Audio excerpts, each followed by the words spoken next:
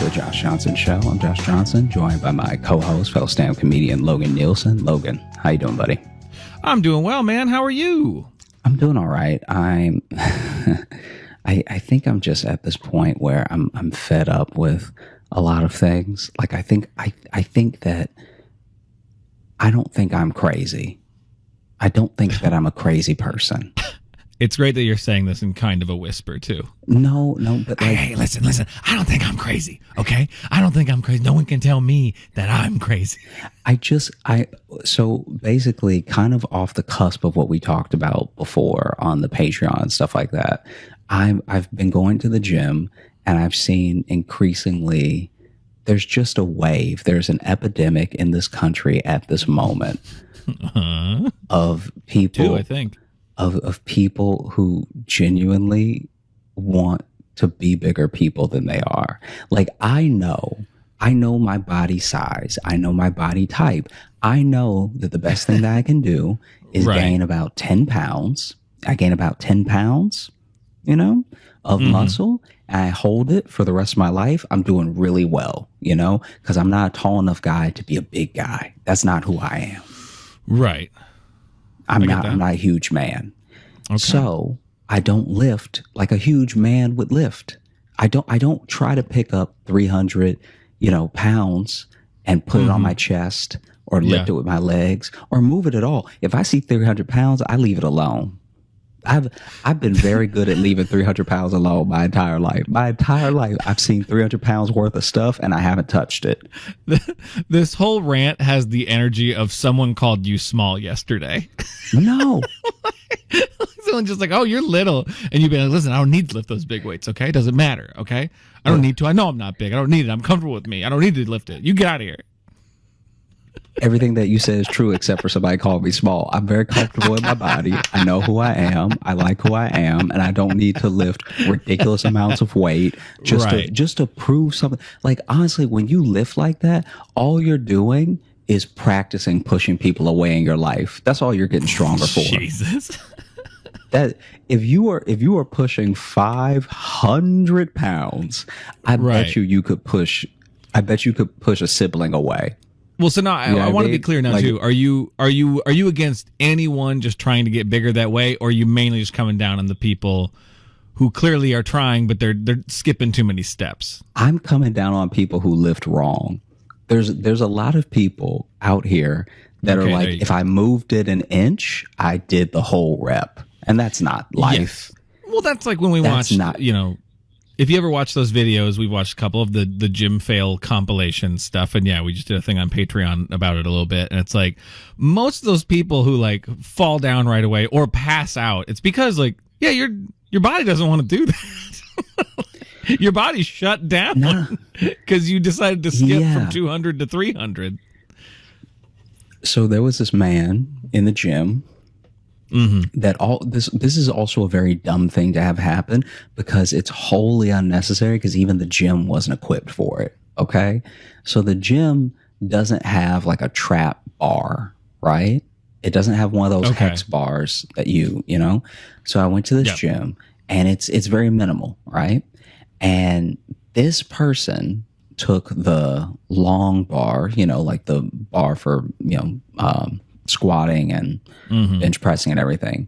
And this person, I don't know what his plan was. I really don't.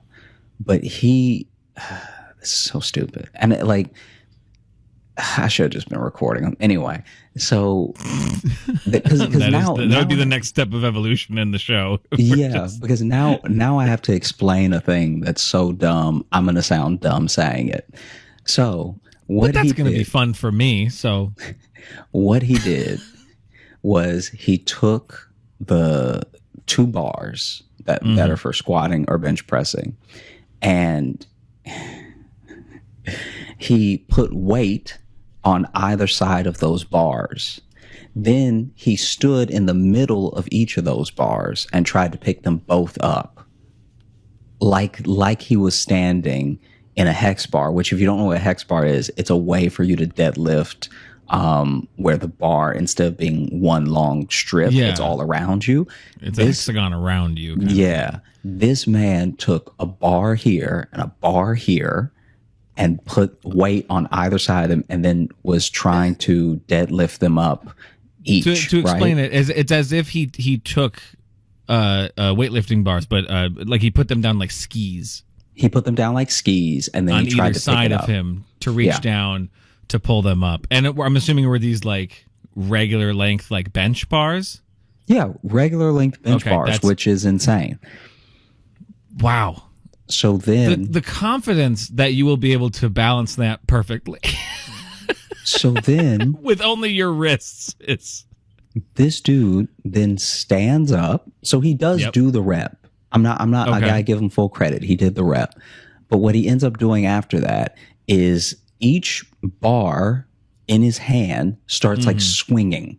Like it starts like swinging one side. So now he's shifting his weight to try to balance them, which you don't even have to do. Jesus. You did the rep. You did the rep. Let it go. You could drop it. It would make a loud noise. So he did the rep, and then he's just holding them now. And then he did the rep. I think what he was trying to do is do the rep and then shrug it. I think he was trying to stand up and then shrug. Oh, do a little shrug. But as he's trying to shrug it, he like knocks him off balance.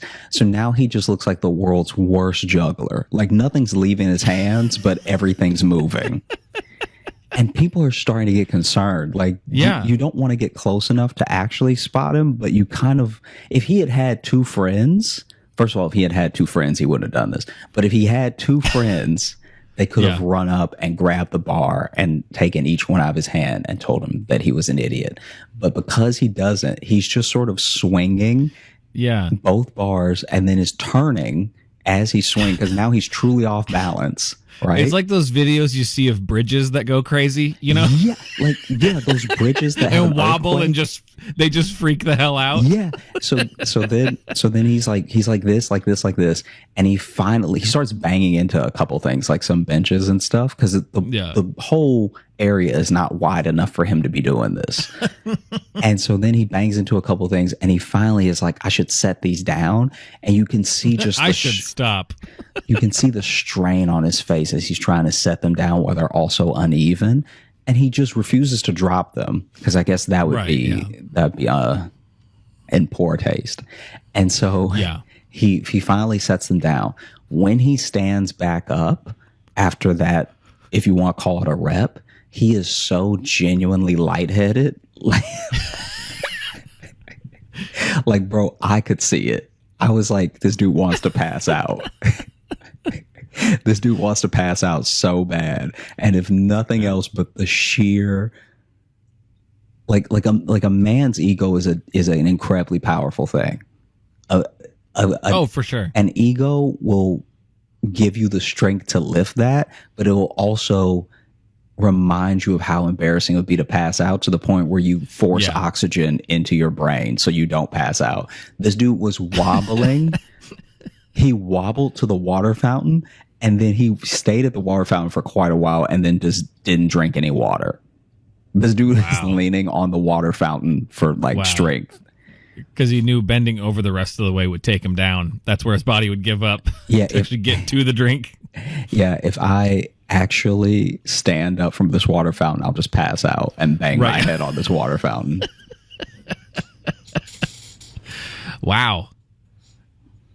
I do wonder sometimes. Like, I don't go to the gym often, so that's why I don't know a lot of gym stories when Josh brings it up.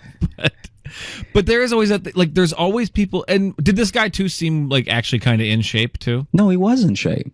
That's why he didn't need to do that. And that's always the mind-blowing part too. It's always really in shape people. But you see everything they do is a buck wild choice. And obviously that's not how you set that up. Don't do it that way. Don't ever. Then you're like, how did you avoid injury long enough to get in good shape? It's like they seem like they got lucky for so long and you're catching the one. Or is that every time? Does this guy feel like he's about to pass out every goddamn time? And in his mind, he's like, man, that's a hell of a workout. One rep makes you want to pass out. Can you imagine almost passing out and then having to, in your head, go, oh, one. Day's just getting started. Yeah. Set one, rep one down. I also love the... it was deeply uncomfortable. So if someone actually listens to this podcast that does CrossFit, I'm sure they'll correct us in some way or fashion. But to my knowledge, and I just call them CrossFit pull-ups because they're wrong, and I've only ever seen people who do CrossFit do them. Okay. Have you seen the pull-up where you're just fully using momentum to get the next rep? So it just looks like you're chest bumping the bar, like you're just riding. Yeah. I mean, I've literally only ever seen people who I know do CrossFit do it that way. That's just, right. I don't know if that's how they teach you or if they just don't care and they count those as reps. But basically, I was watching this guy in the gym one time that was doing those. And there's a guy standing on the ground that's trying to use the pull down machine.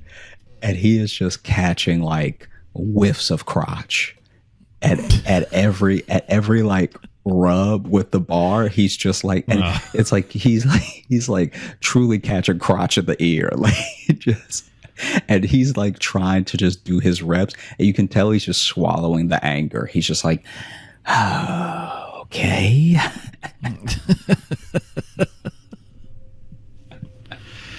Huh. Yeah, I don't know how more people don't just die in gyms, to be honest. It's such a weird, the concept of a gym is wild because you pay me the money and then you just free range. You can just go.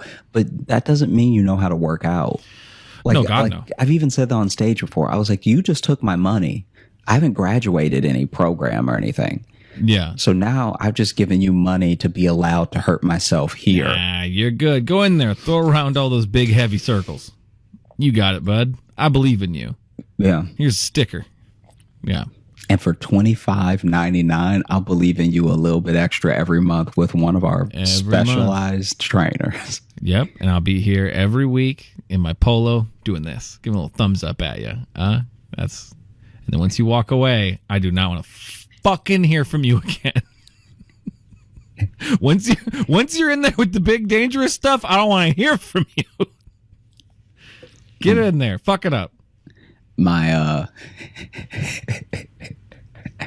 my friend in Chicago. Do you remember when I was in Chicago, I was at that Export Fitness? I remember you talking about it. Yeah. Okay. So I joined this Export Fitness gym when I lived in Chicago. And it was like, if I had been thinking and if it had been any other time in my life, I wouldn't have done it actually. Like you join that gym and they want all the money up front. There's no monthly plan. At least while I was there was no monthly. Oh, so like for the year you pay they want up front for a yearly year cost? And a half up front. Damn. And it's wild. And then their January special, their like promotion that they do is that they'll give you, they say they're giving you like 4 months up to 6 months free. But you're not. That's just what you charge. And you're like if I divide it, I didn't save anything. You know what I mean? Like maybe the promotion goes away, but it probably comes back. So this is just what you charge at this gym. Like, don't act like you're doing me some huge favor. Right. I said all that to say that when I was there was one guy who would always roast me because he wanted to train me. And so his sales tactic was to just belittle me every time he saw me. Oh, yeah. You told me about this guy. Yeah. So he would just roast me hard. He'd just be like, what's that, extra small? Like, just like everything about my shirts, about everything. And I was just like, nah, it's a regular like, no, small. I'm comfortable with my size. I don't need to be in here lifting this heavy stuff. Yeah. So this happened recently, everybody. And this dude was torn, right? This dude was like Terry Crews levels torn. And he'd just be like, hey, I see you in this gym. I see you moving around. You can move a little weight, but you guessing. Why you guessing? Like he would do that every time. I would come in. I would work out. I would know it was back day, so I would do only my back. And then just for fun, sometimes for cardio, I do the ropes. They have the ropes that you can do. You know, little like shaking the ropes. Do you know what I'm talking about? Shaking the ropes. Yeah, it's like that. Isn't it a football thing? Don't you guys do that in football a lot? It's for a lot. I mean, not at my school. We didn't have big ropes, but yeah, for you, the big ass ropes you throw around. Rope shaking. Yeah, do the rope shaking. Yeah, do that. And so I would do something like that, and anytime I turned around and I was doing an exercise that was outside the bounds of the body group I was working that day, that dude would, I would just see him in the corner and he'd just be shaking his head.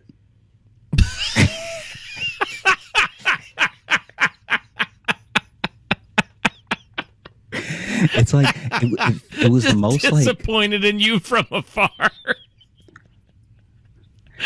Dude, it was the most flattered but bullied but like right. It was insane. And it went on for months, dude. It went on for months. This dude, I would come in because I wasn't even coming in every day. There were some. You gained like a high school athlete dad. Yeah. Like you gained him. Like he was disappointed in you that you weren't living up to the potential. Yeah. This dude was to wild. Make the team. He expects more of you, Josh. Yeah. And then he was like, what was he told me one time? He was like, oh man, I saw you in here one time. I saw you doing those tricep extensions. I was scared for your life. I was scared for your life. Okay. I was scared for your life. Because like you couldn't handle that weight. You couldn't handle it. And I thought your little arms were gonna snap in half. This dude is telling me this. And then I was like, hey, if you saw me struggling, why didn't you help me? And he was like, I almost ran up to spot you, but sometimes people need to learn. You need to let a dude die to learn his lesson. And I was like, why would I want to train with you if I know you almost let me hurt myself? And he was like, but I didn't let you hurt yourself because you didn't hurt yourself. And I'm like, don't act like a guardian angel. Like, yeah. Don't act like you could tell I was going to get out of it. Yeah. If you were worried. Because that's how you started this. Because the time that he's talking about, I couldn't even remember. So it's not like I almost died and he saw me and then he brought it up later. Whatever he's talking about, I was like, are you sure you're even talking about me? Like, yeah. Because also, do all us littles look the same to you? Yeah. Does everyone under 6 feet, under 200 pounds look the same to you? You know? Which would be hilarious, by the way, is if you're such a big dude, if you walk around looking like Terry Crews and the rest of the world looks like minions to you. All I see is forehead. I don't know. I can't. Everyone looks the same. Whether they're 4 foot or they're 5, like 9. You're like, I can't, I don't, what? Dude, it was truly chaos. This dude would he wouldn't follow me around. He would just always be there. But he'd be watching from across the room. This dude, and I never really looked out for him that much. Anytime I happened to see him was me looking back.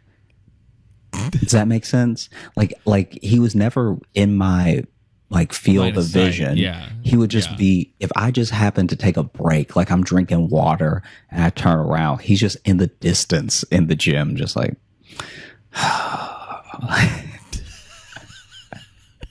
I've never seen someone try to sell me. He can't even drink hard enough. There's no one that's ever tried to sell me that hard. Yeah. Because he was he told me, he was like, man, I can see you got a little shoulder, you got a little chest. It's just wasted potential. Yeah. That's a real gym stepdad. That's a real. Yeah. You know? I was like, if anything, I can't work out with you now. You know that, right? Like I can't. Because even now there's too much feeling involved. This is too intense. You're already too disappointed in me. I want to at least start a median with someone. And then slowly disappoint them over time. And then it was at that gym. So much happened at that gym because there was a thing where if you open the wrong door, an alarm would sound, and for whatever reason they actually had to clear everybody out of the gym. So if you went out of one of those doors, you'd lose your membership, and it was written on the door. It was written on the door. You lose your membership even? You lose your membership. Wow. Because because they were only part of that building. And so I guess if you sound that alarm, you end up actually like having them make everyone evacuate that's in the building. I think outside the export just because of that, just because that alarm goes off, they have to by policy get everyone out. Because I asked it because it was written on 5 doors. And I asked one of the guys one day, just one of the guys that worked there, I don't even know if he was a trainer, and I asked him why, and he was like, Because once it goes off, it doesn't stop. Like someone has to come, like, I guess you have to put a key in it. I don't know. But anyway. Yeah, and sometimes the fire department's the one that has like that key. Yeah. And so the worst part about that thing was they're the 5 doors that are like to the sidewalk. They're the most reasonable doors to exit. Oh, good. Yeah. Yeah. So I almost did it one time, and I'm surprised I never did it. But I watched a guy do it once, and you could just see his face. Like the color. Then you lose your membership? You lose your membership. Wow. The color just drains from his face, and he only cracked it, and it went off. And we all had to like walk out, and I just left because I was like, I was almost done anyway. I'll just leave in these clothes. Right. I don't need this bad. I feel like that's something that I know it's an emergency exit, so you can't block it. But I feel like you could put like one little yellow tape, caution thing just right across it. Yeah. That would stop people. That stops people. And that's, you can run through that in an emergency. That's not gonna hold anybody. Yeah. If the gym is suddenly fully on fire in the middle, which would be hard to do. Someone was working out so hard they burst into flames. Like that's for that to happen. One of the best workouts I saw someone do was there, and it was this guy. It was these 2 dudes who looked identical. Like one of them spotted me one time, and I guess I let it slip that I thought they were twins or something. And they were like, "No, we're just buddies." And it was so funny to me because they looked identical. It was like really? They looked like 2 Joe Rogans. Like two dudes that couldn't have, because they were both Dos bald. Rogans? They were both bald, and they both had the shoulders and everything. Yeah. Anyway, when they would work out, I love to see it, because at first I thought they were trolling, because this is the beginning of people putting those YouTube videos of them doing weird, annoying workouts. Oh, yeah. Screaming and shit. These dudes were not trolling at all. Their workout grunt sounded like an injury. And it couldn't have been funnier. Every rep it was really one guy that did it more than the other guy. But every rep that this guy would do, he would go.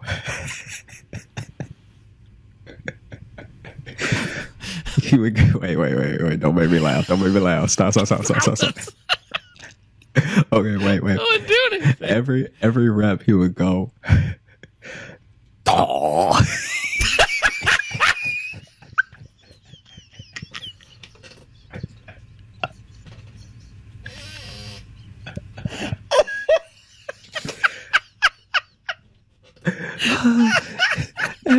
Every rep, it didn't matter if he was doing chest press. He would be doing chest press. He'd be doing shoulder press. He would be doing like pull-ups, and he would go.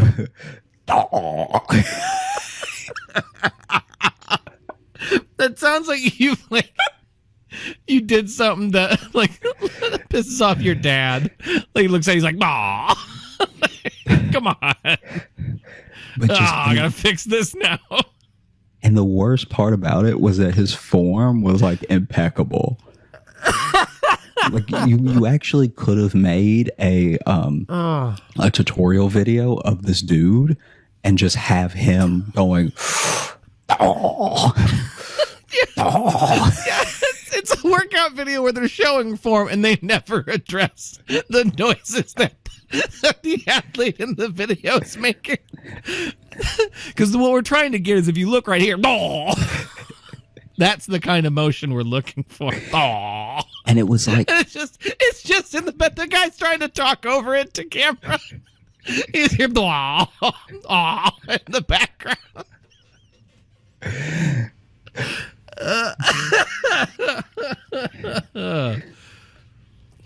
Because to me, this I guess what makes me laugh about it so hard is that his level of grunt was obviously based off the level of weight he was doing. Right. So when he was doing hard shoulder presses, he was like, right?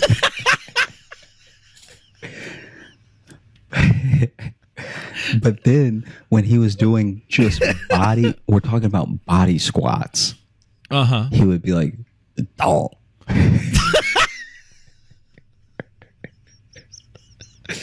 And it was my favorite. I was so excited when they would work out because it was so funny. At first, I thought they were trolling, and by the third time, I was like, "Oh, this is earnest." Like, they both did it. They both made that noise. The other guy did it less than the main. The main guy did it the most, and he did it the loudest. Because it'd be great if they both had the exact same noise, and then they look alike too, and just trading places. Blah, blah. Oh, I'm so glad that we're getting good stuff. I have a very bad feeling that my battery's about to die. So on your camera, it'll be less for you to edit, but it does mean we may not have a full video episode because I don't know. Is it giving the battery sign right now, or it's giving the battery sign? And I charged it, and it wasn't full, but it was on 2 bars, and it's only been 30 minutes. So. Is it giving you the battery sign, or is it flashing the little red one for the card, meaning it's recording? No, it's flashing the battery red and white. Oh, okay. Yeah. So we'll take it till it goes, but yeah, I'll just keep talking. Because I'm wondering too if we want plenty of good stuff for video. But yeah, so anyway, I love when there's a movement in the gym, or there's just a certain exertion that's just not regular, because these exercises are not new. There's rarely new equipment, and even when there is, it's new equipment helping you do an old exercise. Right. Yeah. So I used to love the guys who came in with the respirators before COVID. Do you remember those dudes who would come in with the oxygen mask? I mean, I've seen guys in oxygen masks. Josh, I don't go to the gym, bud. Yeah, but I just mean in the time you've known me, I don't go to the gym. Yeah, I just mean if you've seen it in passing. I know you don't go oxygen tanks. Yeah, I've seen. No, not oxygen tanks. The little mask. Oh, like the white mask, or kind of it'll be the mask with the 2 circles on either side. Okay, like an old ventilation mask kind of thing. Yeah, and people would work out in those, and it was always funny to watch because they were trying to mimic working out in altitude, I guess. Is that the point of that? I believe so, and it's so funny because it. Yep, that's your camera turning off. Yeah. Well, Josh's camera turned off. We're gonna finish the episode, so hey, something's gonna happen video-wise. That's so funny. Okay. So yeah, no, you would just see a guy in a respirator or something, and and every once in a while you would see a guy who's really slowing down. This was a bad idea. He should not be doing this. He's not it's not that he's not fit. There's just a level of fitness for what you want to do versus where you are. Right. Yeah. And he's not at that place where he can run on the treadmill for an hour in that respirator. It's just not happening. Right. And so you would see him just really contemplating his life, but with the mask still on. This whole thing probably seems like less of an issue since we've lived in COVID and have watched people have emotions with the mask on.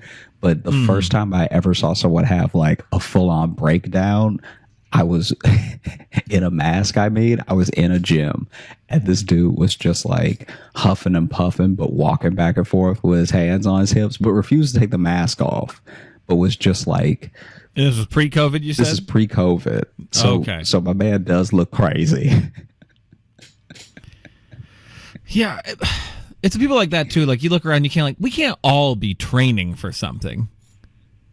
We all can't be training for some sort of life-changing journey we're about to go on. And it seems like that's what some are trying to do. I got to be ready to run a mountain, maybe. I'll do you one better. Better. Most of us shouldn't be training for anything. Yeah, that's the flip side of it. Most of us just should not be. Yeah. Because this is the thing. A lot of people mistake what good longevity exercise is. It's very little of it is lifting, actually. You need to be active to the point where you're walking every day, and you need to be moving for yourself when it's necessary. So you going, like, I think that New York keeps people just by virtue of what it takes to live here. I think New York actually does help you stay healthy if you decide to walk instead of Uber and bus everywhere. Well, that alone when I was is there, doing like wonders for you. When I was there and we talked about how hot it was, I think I lost like 7 pounds just from like purely walking around and sweating my ass off. Yeah, and then the agility too, because remember that last day, New York threw a few rats and roaches at me, so maybe kind of have to stay quick. Yeah, because honestly, it happened twice on the way home. A rat ran through my feet, which is like fine, but it's startling once. Twice, you kind of go like, really? Yeah, dude, I'm telling you, that thing. Oof. When you have to just like get somewhere on foot that you don't even care to be, that really makes you take your time when you're walking. And I think that just that alone is really good exercise. Even that, dude. That's what I love too about people that live in New York, and you do it a lot, where it's like you're even trying to praise it for something, and you're like, yeah, but then you gotta walk, and you don't even want to be there. No, yeah. Every statement always has this layer of being like, and also like, what's even the point and why? But New York. This is wildly off topic. I mean, I guess not. It's about staying limber, staying loose. But this might only be interesting to you and not our listeners at all. But Maddie caught a possum the other night. So your dog, that is how old? She turns 12 this week. So your dog that is 12 years old this week caught a possum. Bro, I was proud of her. She's never caught anything. It caught a possum that I'm assuming was agile. It was a small possum. Like, it was small and like thin. I actually thought I saw it at one point. There was a quick second in my head where I'm like, is that a ferret? Because I've never seen one so long and like black before. But it was definitely a possum because I saw it had the tail and it wasn't a rat. And then she went right to it. She had it. She knew where it was gonna be. I'm really proud of her. She's a shit hunter for a hound. So she was ready. She bolted, cut it off, and it was in her mouth with one grab, and then it did the full like possum like blah, like play dead thing. And it was really, honestly too, I'm gonna critique this possum's performance, hamming it up a little bit. It was a bit much. Do you think if possums it had its could mouth talk, open and its tongue out, it was going blah, and I'm like, all right. Do you think if possums could talk, they'd be like, "Oh, you got me. I have been murdered." Ooh, oh, you got me. The light. Oh no, I see my grandma. Ooh, I'm so dead. Ooh. Oh, you done killed me. Ooh. And she was, I think Maddie was surprised she caught it, because at one I like yelled, I was like, Maddie, drop it. And she kind of looked at me like, I don't know what to do now. She just had it in her mouth looking at me. And then she dropped it and I dragged her in. And then once I closed the door, I saw the possum get up. I'm like, ugh, and then like walk out of the yard. And dude, that's the part that grossed you out the most, was the possum walking away. Yeah, that was. What do you think was going to happen next? I hadn't prepared myself for that part. For the thought of a possum walking. Okay, interesting. So over the weekend, I was in Ojai, California, with Sally and her parents and everything. And in the middle of the night, I went to the bathroom. And in the bathroom, while I was on the toilet, just trying to, do my natural thing, a spider. Trying to do my natural thing. A spider that just had too many legs. Okay, a spider with more than the regular 8 coming out of its legs. Yeah, like this. A 15-legged spider came out. This spider had a fat old ass, which to me reads as poison. You're probably not wrong. Yeah. So I just like immediately grab a towel and stomp the shit out of it, you know? Right. I'm just stomp, right? I move the towel. This is all while I'm still on the toilet. Like I'm not standing up or anything, right? Right. And so I can barely even reach it. I'm like extending my leg to stomp it. And then I move the towel and it's all crumbled. You know, so it's like. So you're standing on the toilet, but stomping down at it. Raining down from above is what you're saying. Mm-hmm. Okay. I was just trying to, yeah. And so then I move the towel and it's all crunchy, you know, like I've been through a blender stance, whatever, right? And then I think it's dead. I'm still on the toilet, so I can't do anything about it at the moment. And yeah. I genuinely almost screamed though, because I'm sitting on the toilet. I'm almost done. And as I'm about to like stand up, it fully just extends all of its legs and runs away. And, wow. And like, I was ready to throw up. Because if you've ever watched a spider come back to life, you know how disgusting it looks. Like it stayed in that crumpled position because it thought, okay, if I stay like this, maybe they'll leave me alone. And he was right. Yeah. Then I go have a great day. We went on a hike. It was beautiful. We saw some oranges along the way that were like truly like so ripe that they were falling off the tree. Incredibly sweet. We ate a couple of them. And then we went into town, had a great brunch, and, you know, just like had a really, really nice day. Then that night, I go to the bathroom again. And this is, I'm pretty regular. I don't want to brag, but I go to the bathroom again. And as I am on the toilet. Shut the fuck up.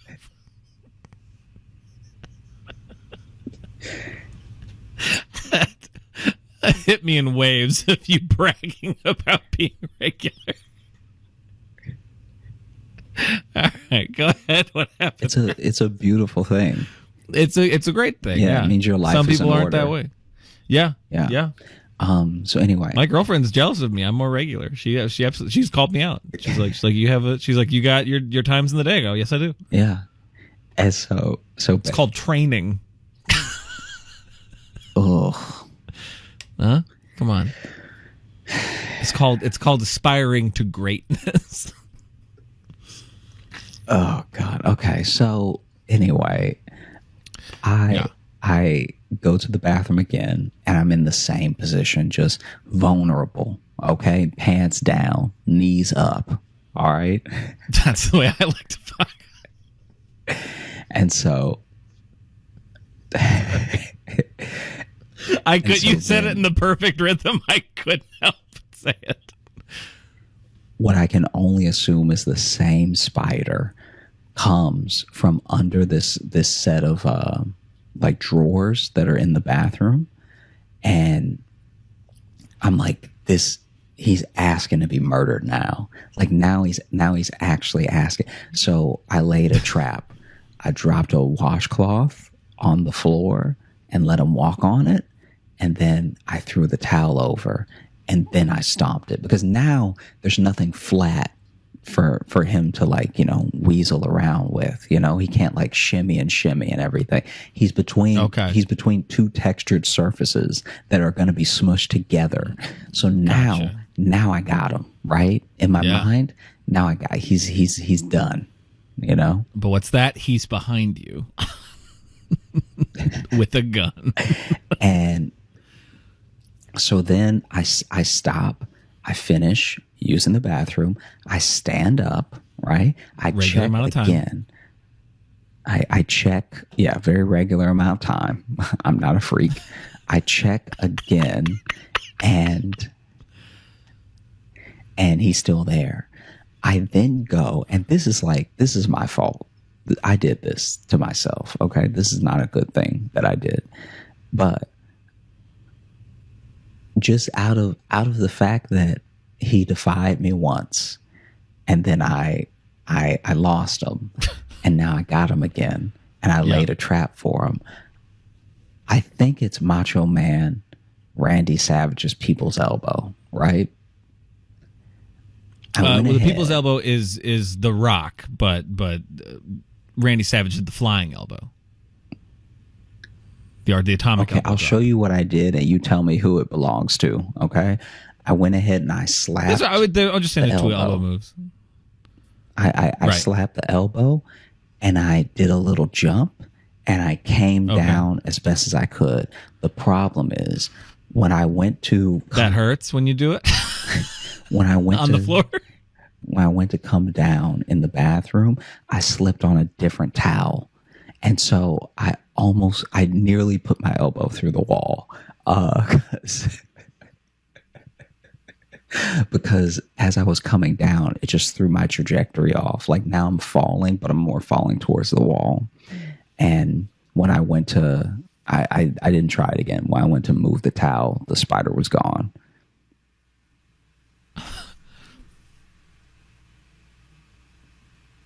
Okay. I got a few things we need to just go back through and just touch on. Go ahead and shoot. Okay. So you genuinely decided to drop an elbow on the spider. I already killed him. Now it's time to insult him. And you thought, like, this won't go wrong. I thought there was enough room in the bathroom. But you're still going to come down on, like, the flat floor with your elbow. It's not going to feel great. Yeah, but I'm going to land on rugs and towels. Okay. All right. Fair. Okay, fair. But then I should have pointed out there was a big rug in the bathroom. That's still... Okay. I'm still like, you're lucky you didn't, like, fracture your fucking elbow just dropping it on the flat floor. I was gonna hit him in the bathroom. I was gonna hit him with more tricep meat than elbow. Gotcha. Okay. Yeah, you're really trying to do a stunt fall. I get it. I gotcha. But then ultimately, the spider did escape, and so now you're just showboating. I mean, I don't know why that's such a arc of the story. I'm just saying the spider has bested you twice now. And you got so cocky you were about to do a celebratory elbow drop onto it.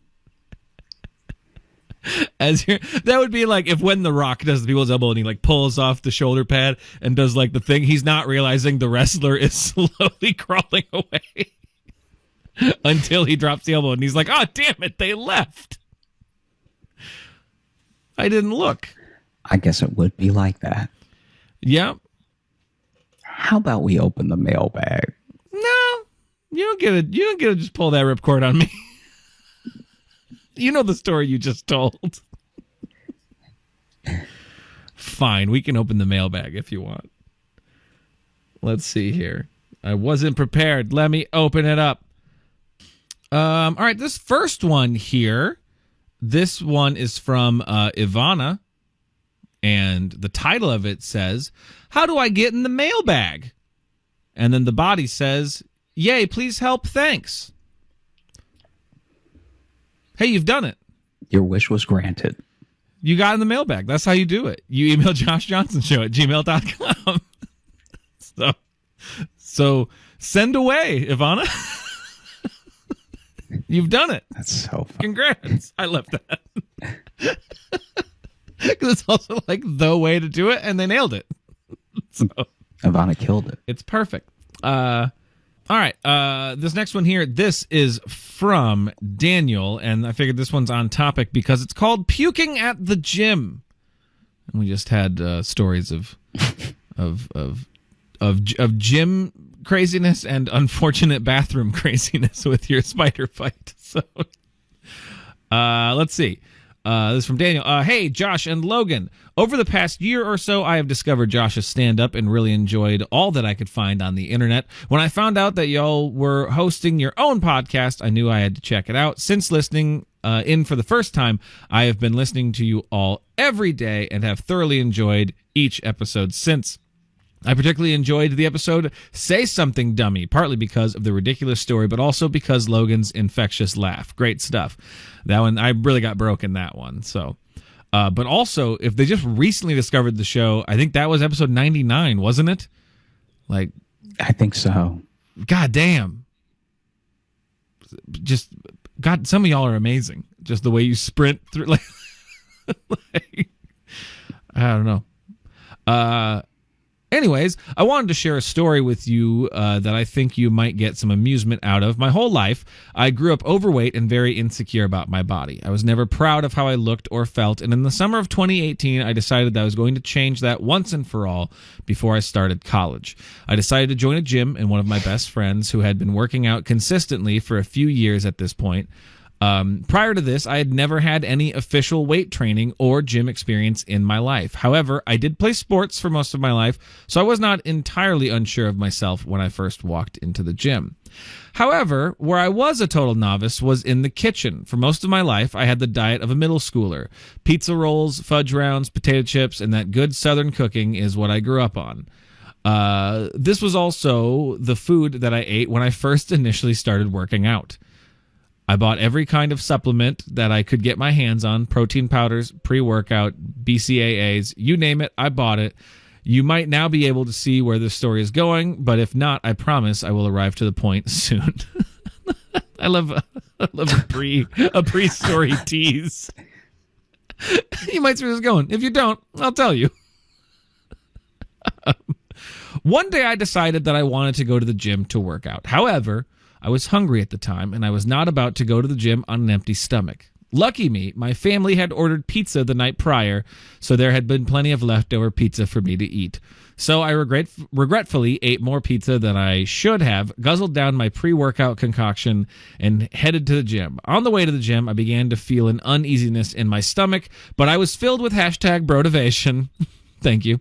And was not about to be stopped by a little bit of a tummy ache. Once arriving to the gym,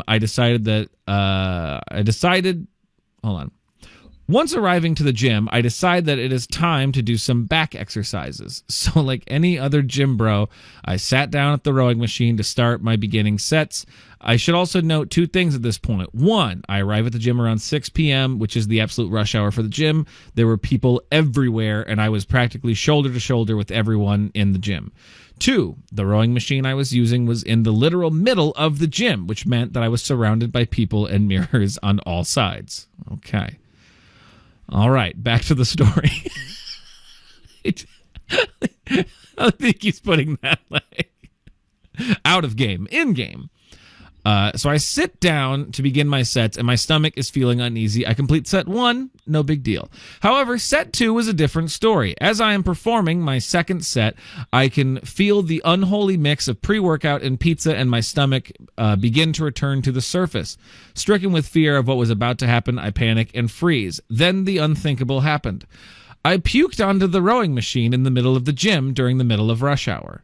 I sat there in the middle of the gym with the nastiest mix of stomach acid, pizza, and pre-workout you have ever seen, just sitting on the rowing machine.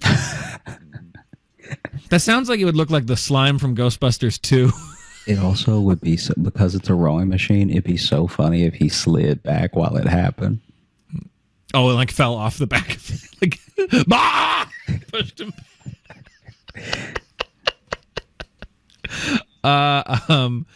In this moment, my fight or flight instinct kicked in, and I fought everyone there. No, that's not what happens. But that would be, I just started throwing punches. No, I immediately ran towards the paper towel station. I ripped off some paper towels, frantically cleaned up my puke, and then sat to finish my set and work out like nothing happened. That's a bold move. No, this is normal. That's how it goes. If that doesn't happen to you, you're doing it wrong. To this day, I can't believe that I did not just get up and leave in humiliation of the fact that I just puked in the middle of the busiest gym in town. But for some reason, I was compelled to complete my workout. I hope you enjoyed the story of me being slightly humiliated in public. I still get a kick out of this to this day. Life is funny, isn't it? What a beautifully chaotic ending. Anyways, thanks for all you two do. Keep up the good work. Take care, Daniel. There's also some PSs here. Do you want me to read those? Yeah, please.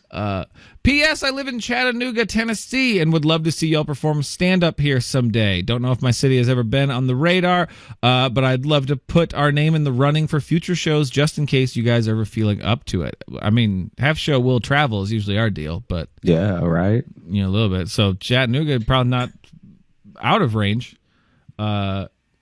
PSS...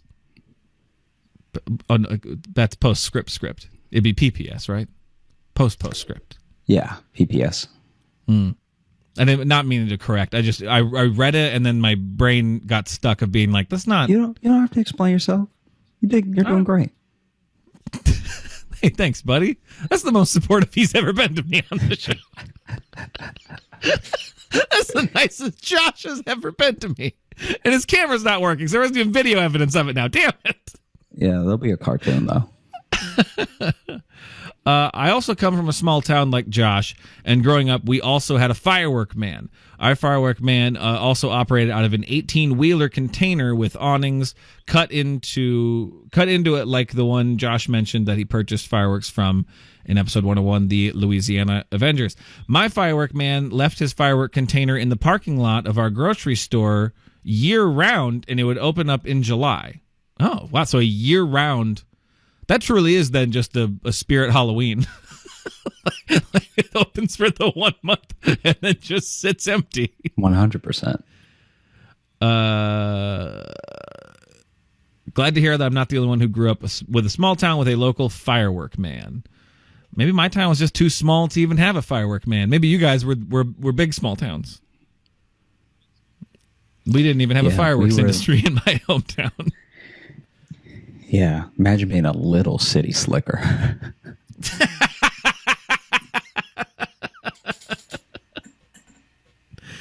Yeah, that's probably good, huh? Yeah. We're just going a little short on this one, but... Thanks so much for listening to the Josh Johnson Show. We had a great time recording. I hope you had a great time listening. If you are looking to catch up with us on any of the socials, you can find me at Josh Johnson Comedy on Instagram, Josh Johnson on Twitter, Josh J Comedy on Facebook, and Josh Johnson Comedy on TikTok and YouTube, where we're going to be posting clips and full videos of the show. And if you're looking for Logan...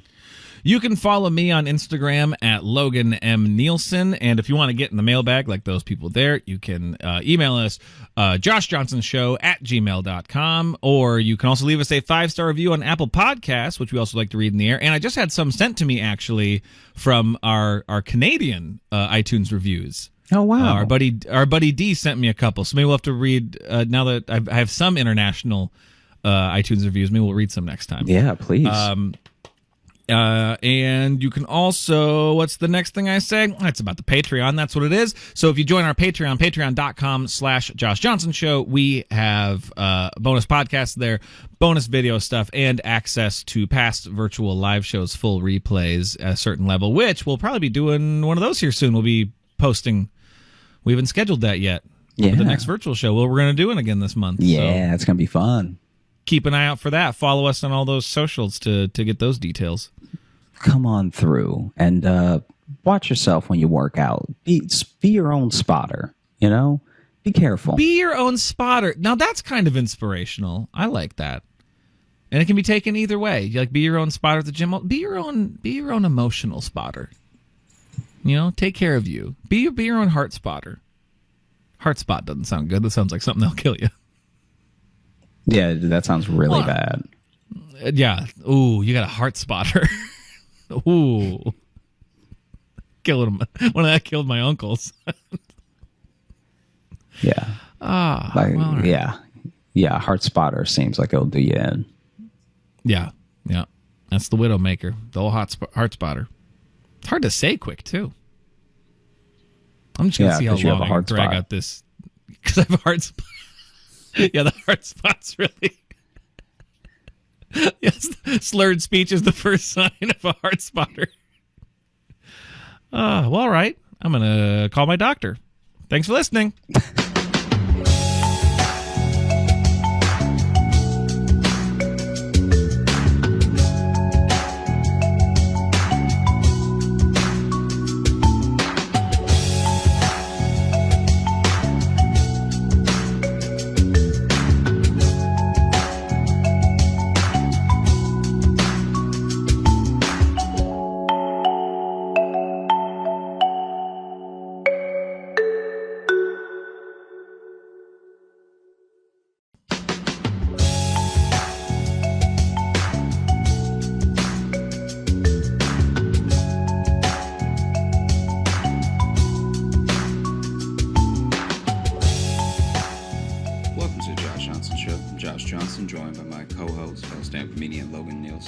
afternoon. How you doing, buddy?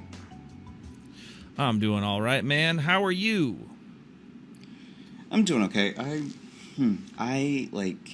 So we were in Arizona. Couldn't tell if that was a long Zoom lag or you had to really think if you were okay. No, I'm fine. It's all fine. We were in Arizona doing some shows. And yes, we were. I get back to New York, and I'm just so thankful to be back. I was in LA for 2 weeks, which was a little too long. Like, it was just long enough. It's a long time to be away from where you live. Yeah. It was just long enough that I started to really miss, home and my bed and all stuff like that.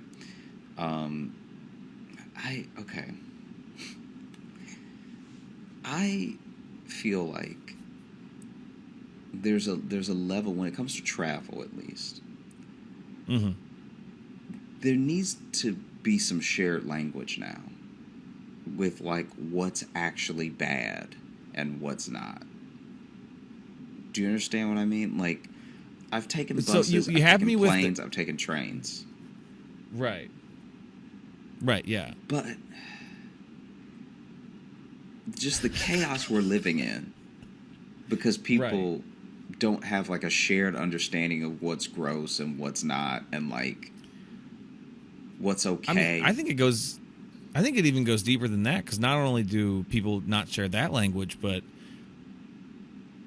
I haven't had a single airport handle security the same way anymore. It's like there's no shared language even on like the basic rules anymore, let alone the unspoken social mores. Mm-hmm. You know what I mean? Mm-hmm. Like I think it goes even deeper, because we don't even have a foundation. There's not even a ground floor for us to build upon. We're not even a country anymore. Okay? You know? But it's not just us. It's like the world is so connected now too, but we don't have a rule. Yeah. Can you take your shoes off on a plane?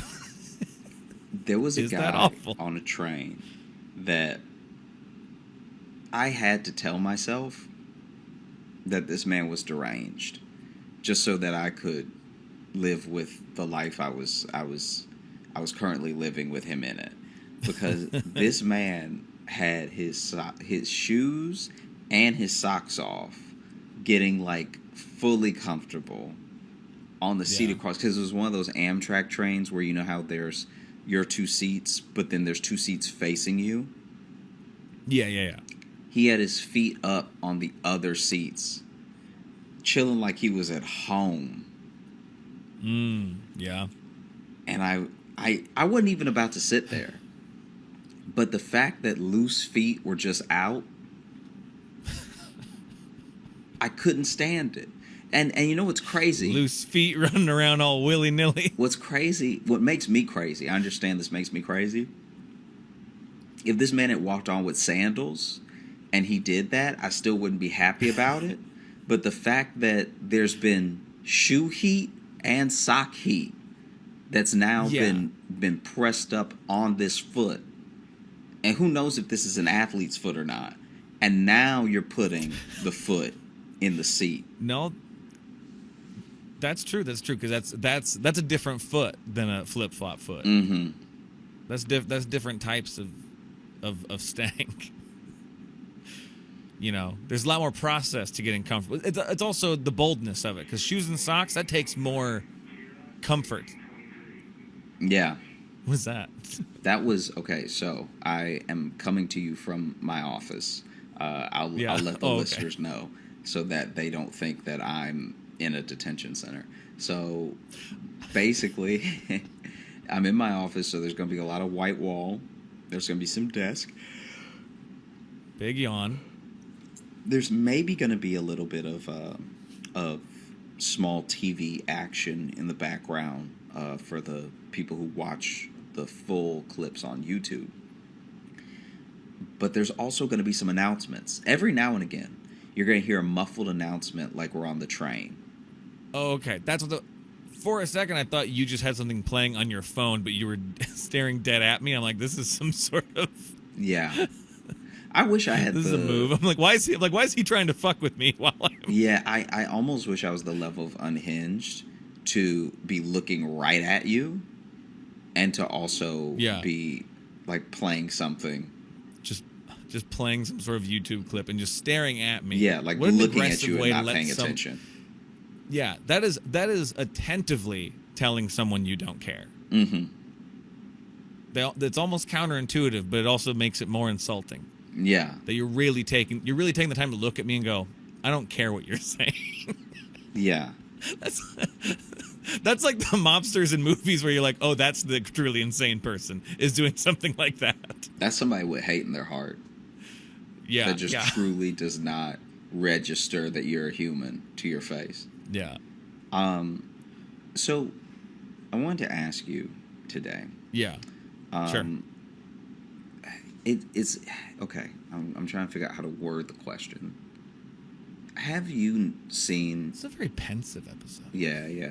Have you seen or noticed a time where there was just some like wild comeuppance in the moment? I know we've talked about that concert, like the guy at the mosh pit that you went to. Oh, yeah. You know what I mean? But I'm wondering if, since we've had that conversation, because that was over a year ago, I'm wondering if there have been any more times that you've seen like immediate and swift comeuppance in real time. I guess not really. I mean, no. I mean, seen someone like crash their car. It was like, yeah, you should have been looking. That's immediate comeuppance. Yeah, you're not wrong. I mean, yeah, no, that's wild. That's very wild. People who get bit by dogs. I mean, there's plenty of cause and effect. Yeah, I just mean like if there's anything. I'm kidding. No, that was such a specific question. There's no way I was going to think of an example. I don't think his story's the way you do. I don't have that like Rolodex. No, fair enough. But I'm also just sitting I gotta take a second. Them. No, I know, but I gotta like comb through related. Old boxes. Yeah. Sometimes you're like, hey, Josh, have you ever had an apple? And I'm like, man, this one time this guy tried to stab me. Oh, yeah. No, you do that shit to me all the time. Yeah. Yeah. I remember there was this one time where this kid, I don't even know why I didn't like this kid. But I was like, it was in the summer. Had to be in the 8th grade or the 9th grade or something. And there was this kid who I had to swim with because I was learning to swim. I was in the beginner class, but there was like an advanced beginner that I should have been doing in this swim lesson. But because I didn't say anything, have I told you about this before? Because I didn't say anything, I was just chuckling at advanced beginner. Oh, like that's well, no, literally, this is full ass oxymoron. This is what happened. This is what's so annoying. Yeah. So there was just swimming lessons that my mom took me to, mm-hmm. and I had some swimming lessons years ago, but hadn't been in a pool since, and so I was a beginner still in my mind because I was like, hey, if I'm still this nervous to get in the water, I'm not an advanced swimmer, you know? And mm-hmm. so then I get in the water, and at first the teacher's like going over the rules in the pool and everything, just like watch out for each other, don't kick each other, like no, dunking each other, like just everyone was getting this lesson. Then she was like, okay, the kids who can swim this much come with me, the kids who like can't swim at all go over there. And so, in my mind, I'm a kid who can't swim at all, Mm-hmm. And so I go over to the other direction, and then when I get over there, it's just a bunch of tiny kids. So it's me, this like 14-year-old, mm-hmm. and then all of these like itty bitty babies getting swim lessons. Now, be honest though, how much bigger were you than them really? They were like 4. Oh, okay. They were like 4 and 5. And I'm like 14. Right. And so the lesson starts, and they're like, we're just going to blow bubbles under the water. And in my head, I'm like, I've done all this. Like, what is this? This doesn't make any sense. And the other kids were like doing like half laps on the other side of the pool, but we're like going under the water just a little bit and blowing bubbles. And like, it felt like I was in a Lamaze class and I was the baby. Like, it was so embarrassing. And I didn't have the wherewithal to quit the lesson or to leave the teacher. Because the teacher's the teacher's acting like I need to be over there. And then we do the whole lesson. And then there's this one kid who I guess is just, I'm definitely the odd kid out. I'm the only one over here as old as I am. And this one kid who shouldn't be over here either, because he's like 5 or so, but he's like swimming in place. And so I'm like, who's going to get this kid? This is insane, right? Like, this kid's like a little mermaid. And then he looks at me as I'm like doing whatever little kick exercise we're supposed to be doing. Because you know how they have you, when you're getting a swim lesson, they'll also have you grab the edge of the pool and do some kicks and stuff, like to learn how to push yourself and everything. And I'm pushing, and this other kid next to me, the little like 5-year-old kid, is also pushing. And he just looks at me and he goes, "So what's wrong with you?"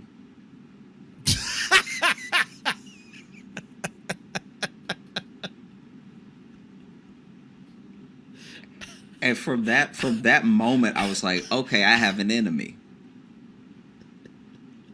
Like, I have a mortal enemy. I don't want anything good for this kid. I'm about to be an advanced murderer. Because I was like, wow. What? And then he repeated it. He was like, "What's wrong with you?" What's wrong with you? And I was like, so what's wrong with you? I was like, what? And I'm like, what do you mean? And this is as I'm kicking. And he's like, you're like a grown-up kid. And I'm kicking next to him like, there's no grown-up kid. Like, if you're a kid, you're a kid. Hey, now if they're going to be advanced beginners, I think there can be grown-up kids. Yeah, right. And so... Sorry, I'm just having fun with all the oxymorons today. So then he's like, why aren't you over there? And I was like, because I can't swim like they can.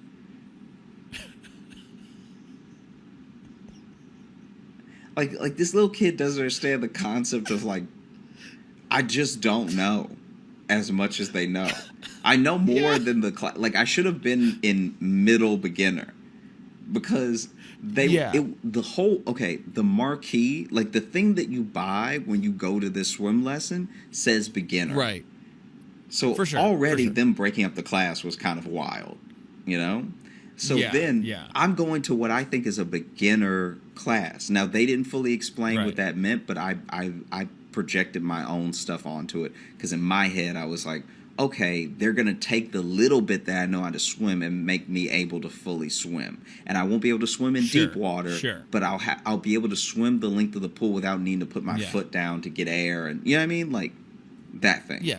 The basic goal of all swimming lessons is to get good enough to just not drown should you find yourself in water. Yeah. No matter what, that's the you know, the base level is if I find myself in water, I want to be able to not die. Yeah.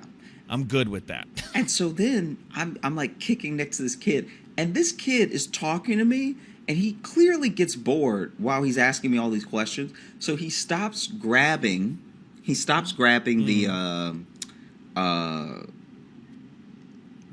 edge of the pool and just lets it go, flips over, and is now on his back, sort of like kicking up. Like, so he's just floating on his back and still moving his legs a little bit, but he's just sort of like moving in place. And I'm watching, I'm like, why are you over here? Moving in place. Like, this dude is like, he's like swimming like he was born in the water. Maybe he was. Maybe he was a water birth. Maybe it was a water birth. Maybe they come out with a little extra skill. And so then I asked the kid, because I get a little attitude with the kid, because he just keeps asking me why I'm over there. You're like a grown up kid, blah blah blah. I was like, hey, there's no grown up kids, it's just kids. And then finally I was like, why aren't you over there? And then this kid goes, Oh, I don't know. And then he goes under the water and goes and swims over with the bigger kids.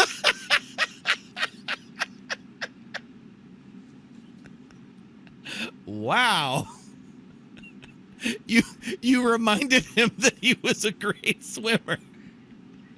Yeah. He, in the moment, was like, oh, you're right. I'm very good at this. Whee! Here I go. He shoots out of the water like a dolphin. And he didn't go under the water like, oh, let me get my bearings and then go swim. This kid went backwards like he was in a swim competition. Like he just doubled over in the water and flipped and then started swimming. Like he was a dolphin. I hated this kid so much. And so then the lesson ends. And I can't remember my mom took me there or my aunt took me there. But whoever took me there, I get out of the pool and I'm like, why did they have me with the little kids? Like I knew how to swim more than that. And then she was like, I don't know. I was waiting for you to say something. Like, because they stayed for the lesson. So I can't remember who it was, but they saw the whole thing. It was either my mom or my aunt that took me. But this is like so long ago, I don't remember. But she was like, yeah, I was waiting for you to say something. I was like, when's he going to get tired of this? And then, okay, so then where the pool was like a snow cone cart. So there's a snow cone cart off a little bit ways at that, like near that pool. You still have to walk to it. Okay. And that kid, that 5-year-old,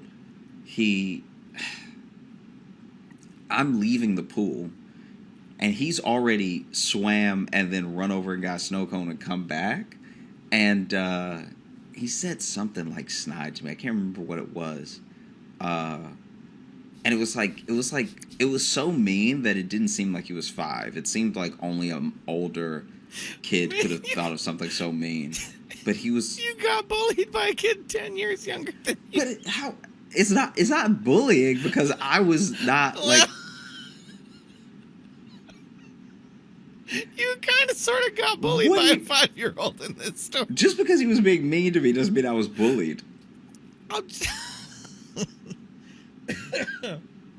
By that logic, I've been bullied by a lot of babies. All right? I've picked up a baby before and just immediately started crying, which didn't feel nice. Criming? What'd you say? I thought I said crying. What did I say? I think you said crumbing. That's what it sounded like to me. Oh, my bad. No, it's okay. But anyway. Yeah, but he made fun of you, so what's wrong with you? And then he got you again at the snow cone cart. Yeah, so. And you seem still not happy about it. So to me, that's what makes it, puts it in the realm of getting bullied. Nah. I bet he's huge now, too. And so I'm walking away. And a kid said something about like, what was it? It was like really messed up. It was to the point where I was like, "Oh, you're not 5." He said, "Oh yeah, don't forget your floaties next time" or something. He said something like that was like in that vein of like, "Are you gonna bring a noodle next time?" or like whatever the thing was, right? And. So this kid, dog, you got bullied. I don't know how to tell you. Look, fine, a 5-year-old definitely bullied you. You got big dogged by a 5-year-old. Fine, whatever. This kid's like, yeah, don't forget your floaty next time. And as he goes, he lunged at you and you flinched. No, that's not what happened. And so then, as he said that, he went to take a lick from his snow cone, and the snow cone was such an ice ball that it all just fully moved with his tongue off of the cup and fell on the ground. And I remember I just laughed at him because he was so shocked. He didn't know that could happen. Little man hadn't been around the block a couple times, didn't know how to eat a snow cone like an idiot. Yeah. You know what I mean? He's good with the liquid water, but what about the frozen water? Little pump.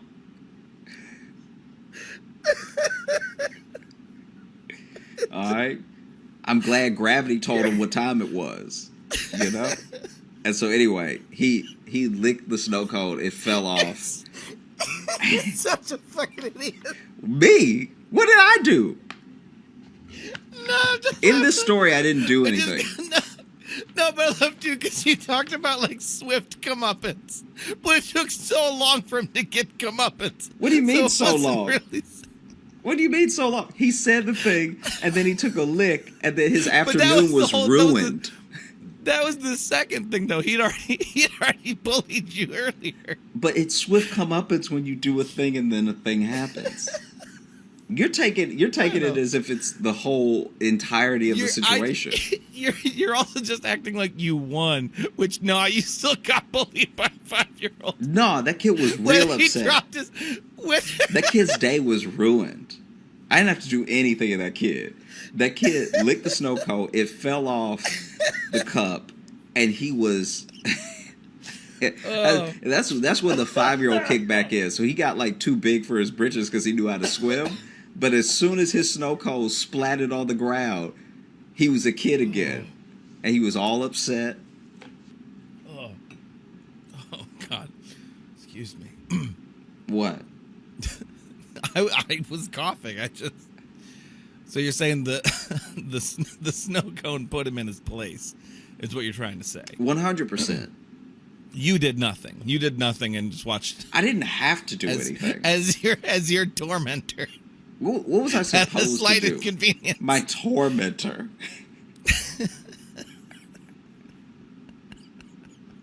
The slight inconvenience. Oh. Hey, this wasn't a neighborhood full of money. That was his only snow cone for the weekend.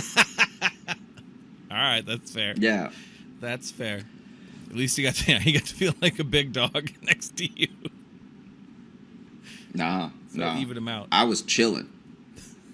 Yeah, you sound real chill about it. I was chilling. I was so happy. Oh, just splatted. He had a bunch of blue all over his legs like an idiot. He looked so stupid. It got on his swim trunks. I don't know. I just laughed at him. It's also really hard for me to imagine the story just not as you now either. It's really hard. I'm not really imagining a 14-year-old Josh. I'm just imagining you just like ha ha ha in this kid's face. Hey, that kid deserved that. Oh man, that's so funny to me that he like. And you could see on his face he got real upset. Like he didn't even. The bully was gone at that point. Like you want to say he bullied me? Any sort of bully in nature just melted away, and then he was a kid who wanted to cry because his snow cone hit the ground.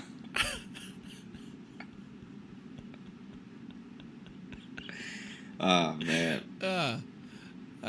I'm pretty sure it was the first lick too. That's what makes it even more hilarious. That's to me. Embarrassing. The fact that it's like he was about to enjoy a snow cone and then he went. Bruh. That's the little kid equivalent of like losing your job. Yeah. You know what I mean? That first lick and then your thing falls. You're just kind of like, what do I do with my life now? Look, that snow cone place, by the way, that snow cone place burned down. I wish it burned down. Okay. Every bully got taken to task. This snow cone place was so bad. This is the worst snow cone place like ever. Anybody who went to school, I don't know if listeners from my hometown like would listen to the show or anything, but if you do, if you went to Peabody High School, you probably passed the snow cone stand, this little like cart every day to get to school because it was just out there. It would be out there the whole year, and they would really only open up for the hot days and months. So obviously it was open all summer. It would open beginning in spring, and then it would open if it was like, let's say a heat wave was coming, right? Like it was going to be a particularly warm day. Even if it was October, but it was going to be hot for some reason, that snow cone place would open. So anyway, see, I like that. Other places don't do that. They're just closed for they'll from like this date on. This what's I still don't know the person who worked this stand for real. Like I don't know if the owner was actually the person working it or if they just owned it and had friends, pop in and work it, because they were never really nasty. You know what I mean? So you know how a place like that where you have to bring all these syrups and all of these different like sugary things, they should be attracting fruit flies, especially if you're leaving it. And they never did. You never see like fruit flies or any of that stuff in that snow. So they kept it clean, but they had the worst ingredients that you could ever imagine. The main ingredient is just ice. But I gave that place 3 chances. Right? So there was one time though I'm pretty sure they had dirty ice because my snow cone tastes off. Like I don't even know how to describe it. It just was not good, Mm-hmm. And so then I didn't go there for a while. I didn't ask for a snow cone for a while. And like my mom knows. My aunt even knows how much I love snow cones, It's just one of those treats that's cheap and it's just sugar water, but it's dazzling to look at and it's nice on a hot day. I'm just saying, right? So this was a nice little snow cone soliloquy you had there. Yeah, snow cones will brighten your day. It's hard. I'll even say this. Wow. I'll throw this out there. I have no data to back me up, but I'm almost positive that the weeks where the snow cone stand was open, there were less shootings. I'm pretty sure. Maybe I just couldn't hear the shots because I was enjoying my snow cone so much, or maybe other people in the neighborhood were enjoying snow cones and they were like, "Hey, this really isn't the day for foolishness." All right. Yeah. Can I just say that we've known each other for a long time. Yeah. And we've been doing this show for a while. This is our 111th episode. Yeah. And I think in the time we've done this, I've never seen you light up as much as you did just now talking about snow cones. Hey. You had a lightness in your face I have not seen. Dude, snow cones are... since before we had career worries. Snow cones are something else, man. Snow cones are... Look at that fucking smile. Look at that smile. I don't know if I've seen you smile like that in a while. Dude, I'm just thinking of the beauty of snow cones. Because snow cones also aren't something... You really have to either go out and seek them directly or happen upon them. Even if my mom was out and she wanted to get me a treat, she couldn't bring me back a snow cone. It's not happening. That thing's gonna be melted by the time she gets home. Yeah, they don't transport well. And then, oddly enough, once it's melted, and even if you try to freeze it and then have it later, it's still not quite the same because it doesn't get that crushed ice effect. Now all the ice is one ice block. It becomes one block of ice. Yeah. Then it's a different thing. So snow cones are a moment in time. So part what you like about. So that's what I was gonna say. What you like about them is that they're so temporary. Yeah. It's a moment. And apparently they temper down gang violence. Like. No one's like, "Oh, you got a red snow cone? I got a blue snow cone." Pop, pop, pop. That never happens, Or they'll be like, "Let's get to this in a couple seconds. Finish our snow cones first." Yeah. So anyway, I've never known of your love of snow cones. It really hasn't come when was up the last time you because they're not in Chicago like that. That's true. You don't have snow cones around as much. We have them around here in Iowa. We used to have our own snow cone maker. It was just a little plastic thing, but you put ice in it and then you just crush it, and it would come out as like a crushed ice thing, and it came with a crushed ice thing. Excuse me, and then it came with a bunch of syrups and stuff too. So we were living that snow cone life for a little while. Wow. What? I didn't know that about you. That's wild that you had a snow cone maker in your life and you didn't share it with me till now. Share it with you? Yeah. I mean, I don't have it with me. No, I'm just saying you didn't share the story with me until now, but we've known each other for a long time. That's wild. Yeah, it's like if crazy, someone our told friendship. me they used to have their own like go-kart track, and they said it nonchalantly. I'm like, what? That's nowhere on the same level. Snow cone makers aren't like a lavish thing.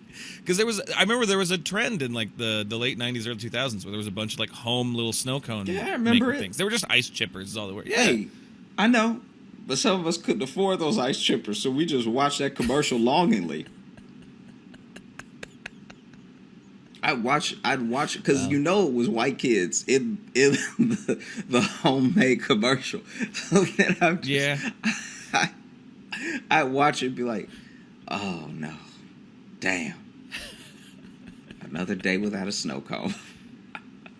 But I think like this area got into that trend a little bit. I don't know. We like snow cones around here. Yeah. I don't know if it's an Iowa thing. I don't know, but they tend to be at most the activities. Yeah, that's fair. I love when they'd sell snow cones like during like a football game. Mm-hmm. So people are getting snow cones and it's like fucking 45 degrees. Yeah. That's I love them so much. Midwest stuff. I've definitely eaten a snow cone with gloves on before. Oh yeah. Yeah, that's how much I love them. It's interesting because they're a summer treat, but then you'll see people who like make them out of snow. Like they'll like have like an actual like ice thing. Yeah. And just kind of make it, but it's in the winter. It's weird that that's the one like all season treat. Have we talked about for snow cones too long? I think we've maybe talked about snow cones. Yeah, I'll get to the second one. So the second time that place did me dirty was I got a... I forgot we were talking about the place. The place that wasn't good, but it didn't have bugs, so that made it okay. Yeah. So I went there specifically as a child. I'm like really young at this point still. And I'm like, hey, everybody deserves a second chance. Especially when they're trying to spread joy in the world like this place is. Right. You know? So let me give them another shot. And I remember I got something that was like called a blue tsunami. It had blue in the name. So obviously the snow cone's going to be blue. It was so blue that my tongue and my teeth were blue. I don't even think they put... This is what I think happened. I think that these people made a mistake and didn't know what to do. So they had, you know, the blue food coloring that they'll be part of the syrup. I think they just straight up put dye into the snow cone because my teeth, my tongue, everything in my mouth was blue for about 2.5 days. It was so bad that my mom got genuinely... She made me use like Listerine, and the Listerine was coming out blue. Like... This purple, coming out bluer? No, this purple Listerine was coming out blue, right? Oh, the purple Listerine. So she was trying to get me to, like, maybe wash my mouth out or just something. And I remember I did it about 3 times, which to a kid is just death. Like, when you're little, because you already hate the pain of mouthwash, because you don't get why it's necessary. Like, I've been doing this all day. Yeah, it stripped the pain out of my mouth. It got the varnish right off of my tongue. My taste buds got a bald fade, all right? My tongue couldn't feel anything. And so then, and the snow cone was also bad. Like, it didn't taste good. So I didn't finish it. Right. So that my mouth was that blue without me finishing it, which is crazy. Jeez. And then I remember... If you would got to the syrup at the bottom, then...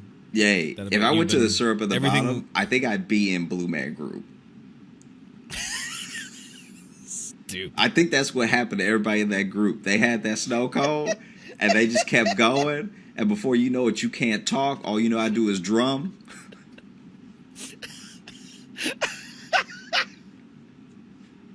I'm telling you, man. It could happen.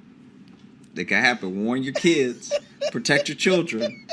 It's blue out here. Don't let your child become a blue man. Don't let your kid become a blue man. That's negligence. All right?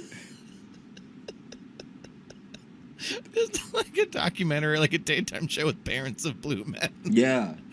Like they stopped talking to us. They stopped talking to us. They just kept getting these snow cones, and before you knew it, I don't even know if he has feelings anymore. He's just like banging tubes together and shit, and I don't know how to relate to him anymore. No one bought him the black sweater. He was just in it one day. Just had it. Keeps pointing at me like this. Just keeps doing it. And so it was so blue that I straight up, and this may be TMI for our listeners who are used to a bit more of a timid show, but I pissed blue. I was hoping it was going to be that you pissed. But did you actually piss blue? Dude, it was like, it wasn't like blue like Avatar, like how I'm sure that they piss, but it was like... it was a hue. It was a hue of blue. I like assuming that the Na'vi from Avatar pissed blue. Why wouldn't they? Why would they? Wouldn't it be weirder if they didn't? Everything is blue. That's a normal color for them. Blue looks completely regular to them. Right, but I'm just saying it's rare that... I would hope it's not a contrasting color.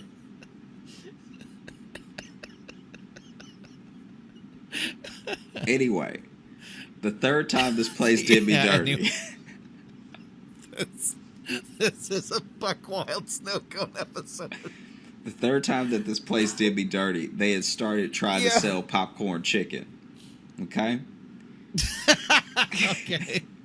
So, in my head, I'm like... What if we try hot food? Yeah, what if we try hot food after we've poisoned all the kids with dye? No one wants our cold anymore. Let's make hot. Yeah. That's the pivot for the business. I don't know how they stayed open, because there was this one dude that did a lot of drugs that would always get a snow cone from them, and there was a point in my very young life where I didn't fully understand what drugs were. That man's addicted to snow cones. I genuinely, I thought this man was addicted to snow cones, because I would see him in other parts of the neighborhood acting wild. And he's like clearly on crack, right? So dude clearly is like a full on crack addict. But he would be acting weird, but then I'd always see him seem so normal when he would go get his snow cone. Now what I didn't know is clearly this man liked to enjoy a snow cone with his crack. Okay? That's what was happening. Because I would see him later and he'd be all wild, but he was normal before, but I didn't understand what drugs were. Yeah. You know? I mean, listen. They go together like America and apple pie. Snow cone and crack. Both icy, you know? Both icy. One just needs a little bit of heat, you know? And so then I was scared of snow cones for a little while, for maybe like 6 months. I didn't even tell anybody. But you know how you get those misconceptions when you're a kid? Scared of snow cones. I really did, because I was like, I've been eating snow cones. I love snow cones. So now in my head, I'm like, is snow cones like... I didn't know what crack was, but I was in my head, essentially, I was like, is snow cones crack? Like, am I going to be out here in the streets stealing from people to get more snow cone? Like, you laughing, but I really thought this for a couple months. I was because I would see that dude, and this is after the blue thing happened. And the blue thing was like my Scared Straight program, because that was me being like, oh, okay, not all, you can't trust every snow cone. You can't trust, like, you need to be careful where you get your snow cones from, because not everybody is a reliable distributor, you know? And then I was in the car with my grandma, and when we saw that guy, and my grandma knew that guy, and my grandma was telling me how smart that guy was when he was younger, when he was like in school and stuff, and how sad it was that he's like, you know, like an addict now, because that's all he does. And you're like, now, when I've she seen him. said that's all he does, he had a snow cone in his hand. He was leaving the snow cone stand. Oh, gotcha. And so to me, I'm like, she said that's all he does. She didn't say all he does is crack. Why do you guys let me have these if that's what's going to happen to me? So then in my mind, I'm like, so is y'all just letting me do this in moderation? Is that why sometimes y'all tell me no when I want a snow cone? Because I remember one time when my mom was taking me to my grandma's house, I asked for a snow cone. But you know how when you're little, you don't think of the logistics of things. So I had asked for the snow cone when we had already passed the place. So she would have had to make a loop around the block and turn around just to get. And she was like, I'm not going to do all that. You should have asked me before, whatever, right? So that was the time I didn't get to have a snow cone. And there was another time where we were about to have dinner. But I'm not putting these reasonings why I can't have snow cones together. All that's happening in my brain is that my grandma is like, hey, that dude, that's all he does. And he used to be really smart and he was going somewhere. And it's so sad what happened to him that, that's all he does now. Yeah. And I'm just seeing the snow cone. And in your mind, you're like, these snow cones are so blue, they make you insane. Yeah, clearly, if you have enough blue snow cone, 3 blue snow cones equal 1 crack rock, That's basic snow cone math right there. Yeah, because before this whole thing got debunked, like before I found out what drugs were and everything, I did see... Before it got debunked, like someone came out to prove you wrong, that it was indeed not snow cones, but a very strong drug that was affecting you. Yeah. So before any of this got debunked, right? God, debunked. This guy, I was driving home with my grandma again, and this guy was dancing in the street, clearly high, right? And so I remember what my grandma said about him last time, and he wasn't that far from the snow cone stand. So in my head, I'm like, poor guy, just can't kick it. Because in my mind, I haven't had a snow cone now for a very long time. Because after that blue thing happened, my mom specifically said we were never going to go there again. And so, in my mind, I've kicked the habit, Like, I wish he could quit cold turkey like me, And so the third time was because I was like, let me give them one more chance. And they had popcorn chicken. So we get the popcorn chicken, right? And this is like such a mistake. Listen, their snow cones are bad, and I think they ruin your life. But they've got popcorn chicken now. No, this is after I realized that snow cones weren't drugs. Oh, that's right. After it was debunked, I forgot. Yeah. That's right. So you realized it was safe to go back. Yeah, when I realized that, this man is on drugs. Yeah. This has nothing to do. He just likes the taste of blue tsunami in his mouth while he's on drugs. Yeah. In fact, drugs are probably the only thing that makes the blue tsunami good. Yeah, he's tasting it in a way I'm not, and can never. Yeah, he doesn't even taste the same colors I do, He tastes an extra color. That's why they gave him all the extra blue. Yeah, he's tasting green.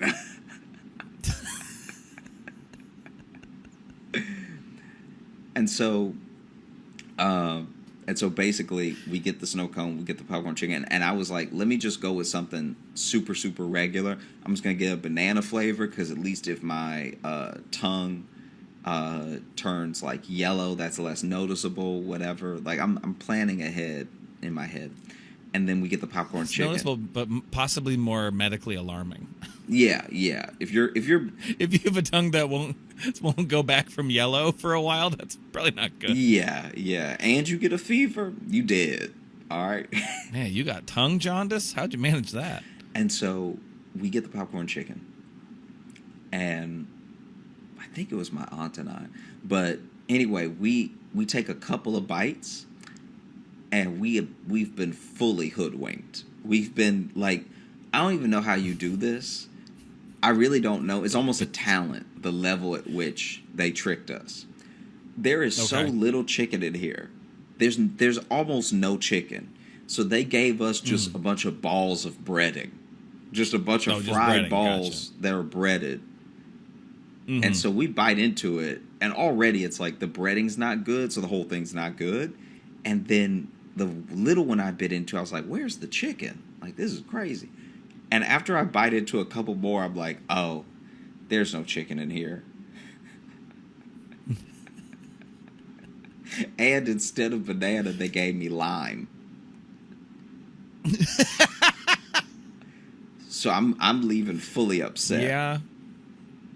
This place doesn't sound reputable. Yeah, no, it wasn't good. Not a lot of quality control I don't even know if it had a name. We would just call it the snow cone place. I was about to make up a name for it because I was like, I don't think he said a name. No, I don't think it had a name. This sounds like this was some sort of shady government experiment you didn't realize. Yeah. That actually, they were testing the effect.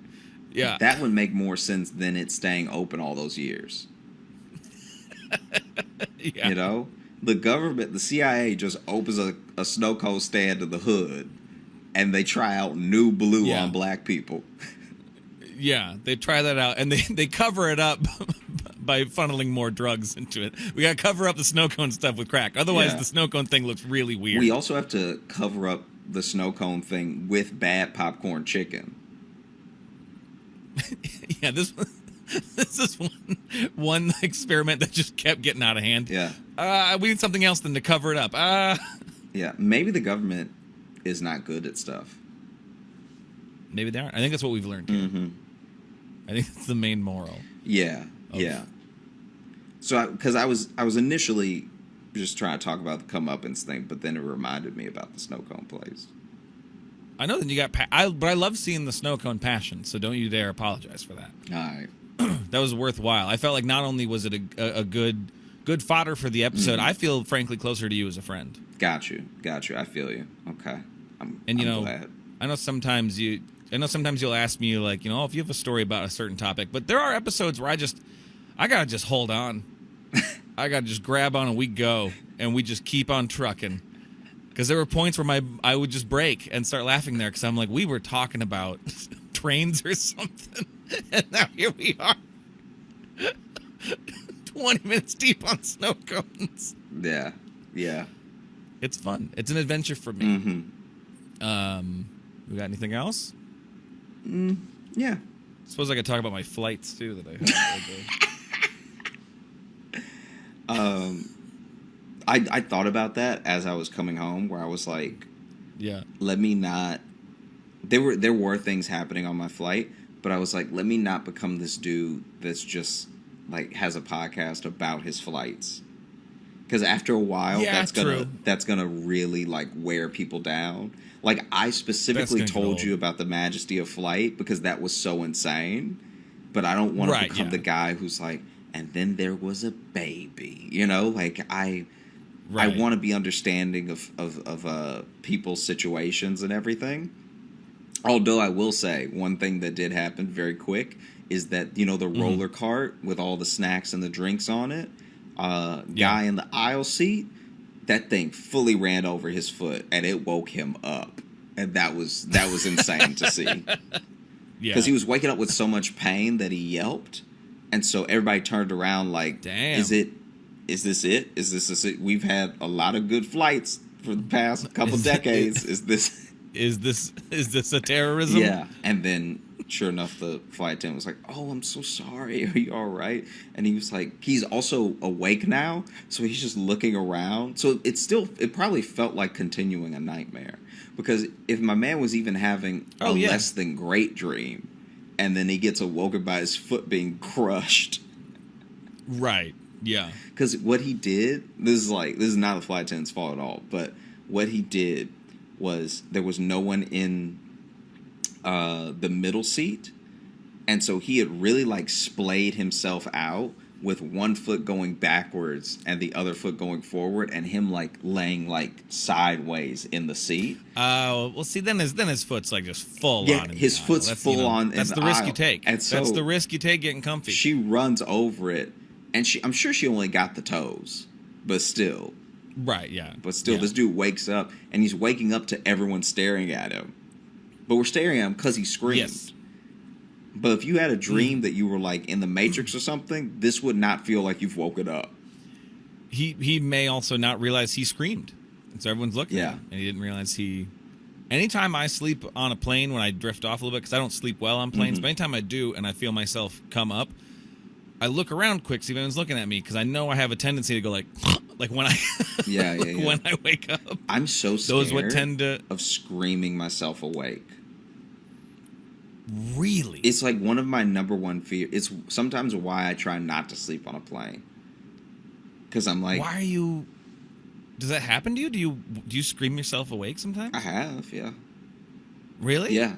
If I'm having a bad enough dream and I feel trapped or something, or if you have like the sleep paralysis dream where you feel like you can't move, and then or you get so wrapped up in the story of the dream that something bad enough happens that you scream, I'll scream in real life. And then I'm like, really? Yeah, it's bad. I'm surprised I've never done it when we've I know. been in the hotel room. Well, that's what I was thinking of, because also anytime we've been in the hotel room and like you usually like go out and you're out. Yeah. You know. Yeah. So that's why I'm kind of surprised that you scream yourself awake sometimes. It doesn't happen often, but it has happened enough that I think about it happening with like a genuine fear. Like I remember one time, especially in a flight. Yeah, I remember one time I was restless. You just be, and I was like, man, I really want to go to sleep right now, but my body's so tense. I feel like I'll scream myself awake. I could feel it. In that moment, I could feel it. Like if I drift off to sleep right now, I'm gonna have a stress dream and I'm gonna scream myself awake. I just knew it. No, definitely. Yeah. I can only sleep on a plane if I'm on like the the window seat. I can't if I'm in the middle. I'm gonna be awake. I don't like being between people, and I get too conscious about making sure I'm not spreading my legs too far or hogging the armrests. 'Cause I know I'm like. I know I'm not like a huge guy, but like I'm kind of a broader shouldered guy, so I want to make sure I'm not like I don't want to be one of those guys people complain about that have their just like legs fully open and just like taking it over. Because I even had a flight coming down to Phoenix. There was a guy in the middle, and he fell asleep immediately, just and like head down asleep, and then had his legs fully spread apart, so he had his leg against mine, but he was bouncing his leg while he was sleeping, so he was just rubbing his knee against mine, and it was. It was not comfortable, and I kind of gave him some like little nudges back. It didn't register. He was too comfortable, and I was very uncomfortable because I was also the one I had been sprinting around the airport for because I went to the wrong gate twice, and I'm a fucking fool. And then my backpack exploded while I was running. Just everything fell out, and a tall German man just stood over me and was just like, "I think your backpack was open," and I was like, "Yeah." And he just sat there drinking his soda, watching me. And there was a lady who helped me pick up. I was just like, what's your plan here? Why are you here? I feel like I would do that. I would get to an airport early just to watch people. You're just watching me. Get to it. Well, the joke I made, I talked about it on stage, and I said it's a little on the nose to have a German engaging in Schadenfreude. But no one really got the joke because no one knew the word Schadenfreude. I thought it was clever, but... Yeah, but you know what Schadenfreude is? If you know what it means, it's a... I don't know. It's right there. It's a little softball joke. Yeah.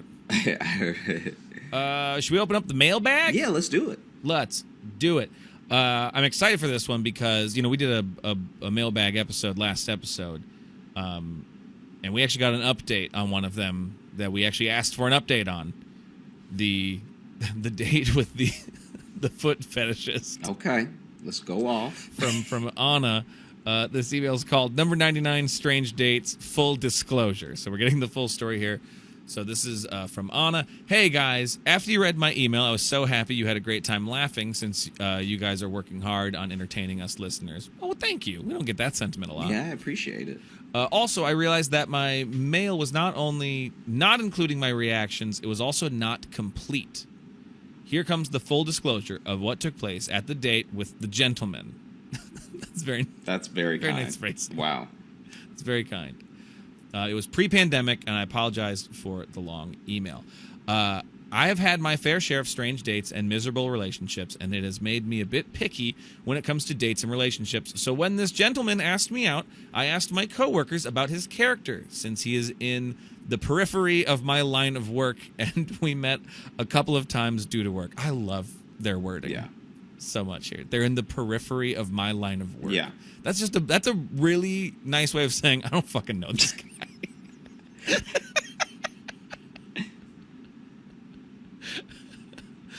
They vouched for him, so I agreed to a date. We met up outside the restaurant on a Friday after work. I had taken the time to freshen up, change to a new blouse, to my tight black office skirt, and open-toe heels. I was looking forward to a nice time and some good food. As we were seated at the table, I noticed that the restaurant was full, and at the table next to us was a family of 3, a mom, dad, and a son around the age of 10. We ordered wine, and the conversation revolved around the usual topics: work, family, and so on. It was about 40 minutes into the date that he brought up his fascination for feet. Mind you, he was... Sorry, me and myself get. Mind you, he wasn't low key.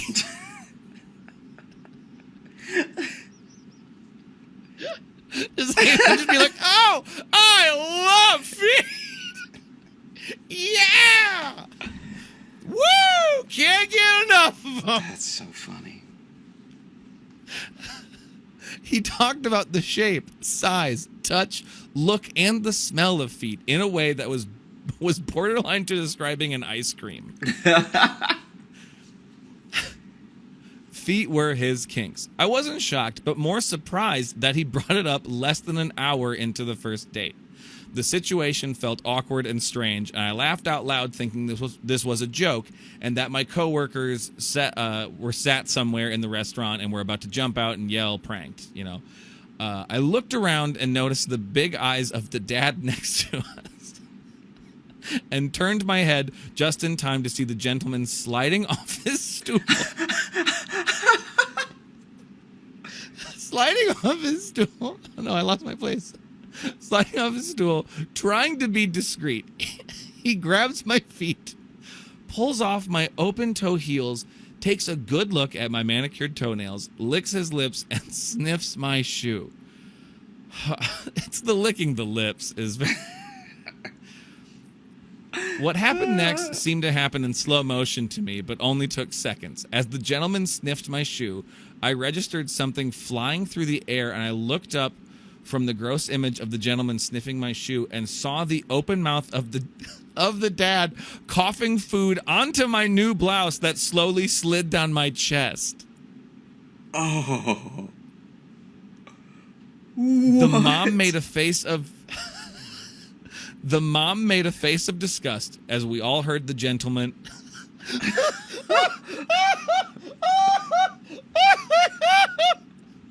What? The mom made a face of disgust as we all heard the gentleman exhale a moan of, ah, so good.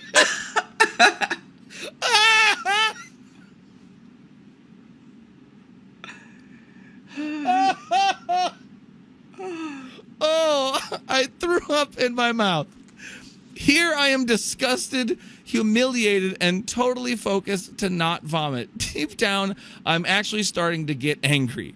The total disrespect of not asking permission to take my shoe off and sniff it, nevertheless in public. The disrespect to the other guests at the restaurant, too, who had to witness the whole thing. My thoughts swirled around. He is totally crazy. And how to get out of the situation with some dignity left and the irritation of my ruined new blouse. Oh, there's more. Hang on.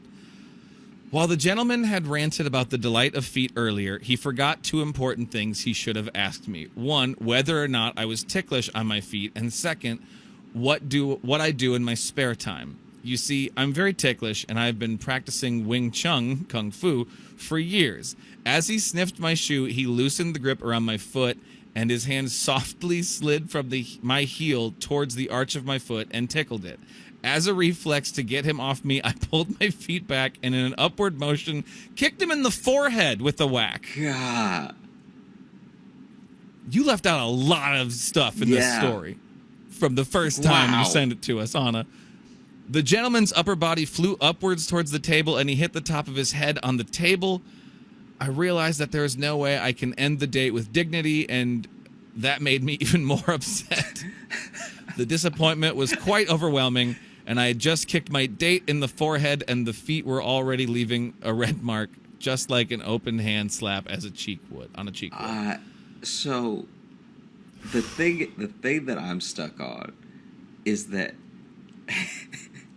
because you've been doing Wing Chun, if you want to get out of here with dignity, you just gotta fight everybody in the restaurant. Just start whooping you have to kick ass. Everyone's ass. You have to kick every person's ass in that restaurant. Wow. As I pull my shoe out of his hand, the server appears out of nowhere with the starters and asks if everything was all right. As I met the server's eyes, I knew I was saved. I put on my shoe, glancing at the gentleman, rubbing his forehead, all confused, leaning one hand on the floor. The server said, "I guess you don't want any starters. Don't worry about the wine glasses, just go now." The glasses had fallen and were broken after the table was headbutted.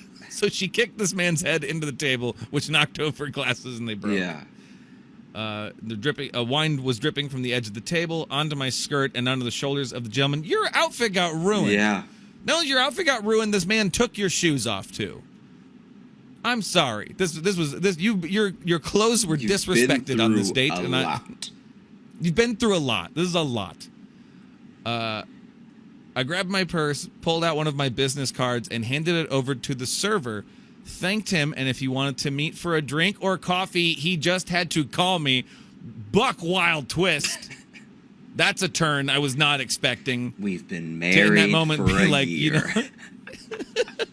As I walked off, I heard the gentleman scream, "Ouch, my hand, get off my hand." It's like the server stepped on his hand. And Anna, get off my hand. Oh, you stepped on his hand.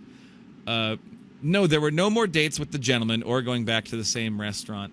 I have met him a few times due to work, but that is a whole different story. But I did go on dates with the server. So you were just keen to tell us a quarter of the story. Again, we need another update now. Yeah. Because now you dated the guy who was at the foot fetish date. I do feel like we're just... You had to have talked about that. Yeah, we're just going to end up doing a podcast off of Anna's updates. Yeah. Yeah, we found our third co-host. Yeah. Yeah, I love a series in the mailbag to have an ongoing story.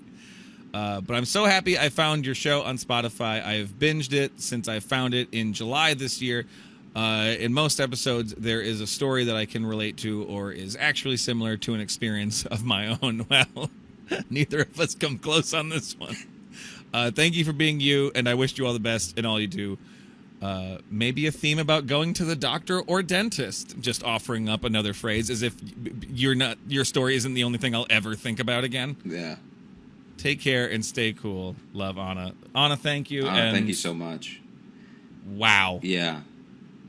Wow. Thank you all, really. Thank you so much for listening to the Josh Johnson Show. We had a great time recording. I hope you had a great time listening. If you are looking to catch up with us on any of the socials, you can find me at Josh Johnson Comedy on Instagram, Josh Johnson on Twitter, Josh J Comedy on Facebook, and Josh Johnson Comedy on TikTok and YouTube. We're going to be posting clips of the show. And if you're looking for Logan, wow, you can follow me on Instagram at Logan M. Nielsen. And if you want to get into our mailbag and just challenge our lives, you can email us. Really change Johnson our week. Show. Really just change. Yeah, this whatever week I was going to have is gone now. And it's this week now, whatever this has created. You can send those to joshjohnsonshow@gmail.com. And you can also leave us a 5-star review on Apple Podcasts. We like to read those there too. And you can find bonus content, patreon.com/Josh Johnson Show. We got some bonus podcast stuff. We got deleted clips, lost episodes, bonus videos, access to live shows. And speaking of live shows, we have one coming up. What is it? It's Sunday, September 26th at 6 p.m. Eastern Time. Did I get all that right off the top of my head? Let me see. I want to check. Pretty sure I nailed it with that. I'm pretty sure I nailed it. It's the 25th if it's Sunday. Ah! Yeah. Fuck. But you were close. Damn it. Sunday. No, I'm a failure. September 25th. I ruined it. At 6 p.m. There'll be tickets in the episode bio, and they're really fun. The last several we've had have, I think the last time we talked about the brave little toaster for a while. Watched some videos, so we're never sure what we're going to do when they happen. So you should join us. You all have a great rest of the day, great weekend, and we'll talk to you soon. Go get you a snow cone.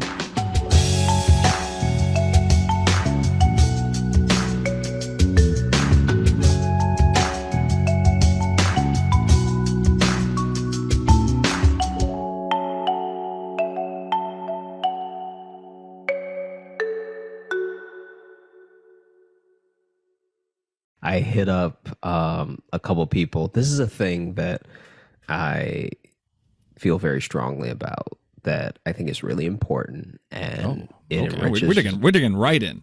Let's do it. It enriches your life. I think that if you have people in your life that you have not talked to in a long time, it's very important to just drop them a line out of nowhere. Be like, hey, I was thinking about you. Hope you're doing well. Or I was thinking about you. What are you up to? You know? Right. That way, you know, I hope you've been well is not necessarily inviting a conversation. If you just want to put the good vibes out there, but you don't have time to like chat, that's an option.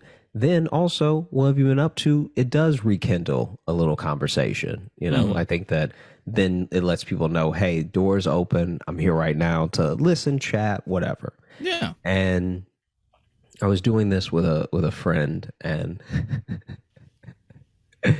she told me about a date that she went on. This is years ago, and we just got to talking, and she told me that she went on a date with this guy, and it was one of those things where it was like a date that was set up after a meet at a bar. Okay.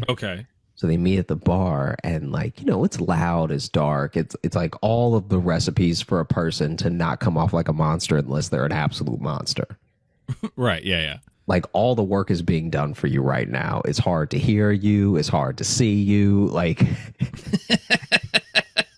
if you're getting away with a lot right now. Yeah. If your drawing personality flaws still shine through, then you are a true monster. Yeah. Yeah.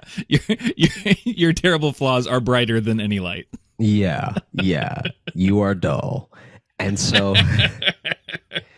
they get to talking. She's like, oh, okay, he's got like, I don't know, it's a little something about him. And you know, he was looking a little nerdy, but she was like, it was in a cute way, not like a extra dweeby way or anything. And so she was like, okay, let me see what's up. And so he ends up asking her out. And so she's like, yeah, all right, sounds great. Let's meet up, you know, in a couple days. They set the date for a couple days from when they met. And his face still looked shadowy. Like he still looks like he's in the dark. My man just walks around with shadow constantly on his face. He got extra shadow. He's out here trying to be suave, really just being a demogorgon, you know? It's terrifying. It's terrifying. Yeah, just awful. Otherworldly, one could say. Yeah, I rebuke you is what I would say if I saw him in person. I rebuke you. If next date, I'm bringing an old priest and a young priest. If I saw a man with mostly shadow on his well-lit face, I would slap him with an open Bible.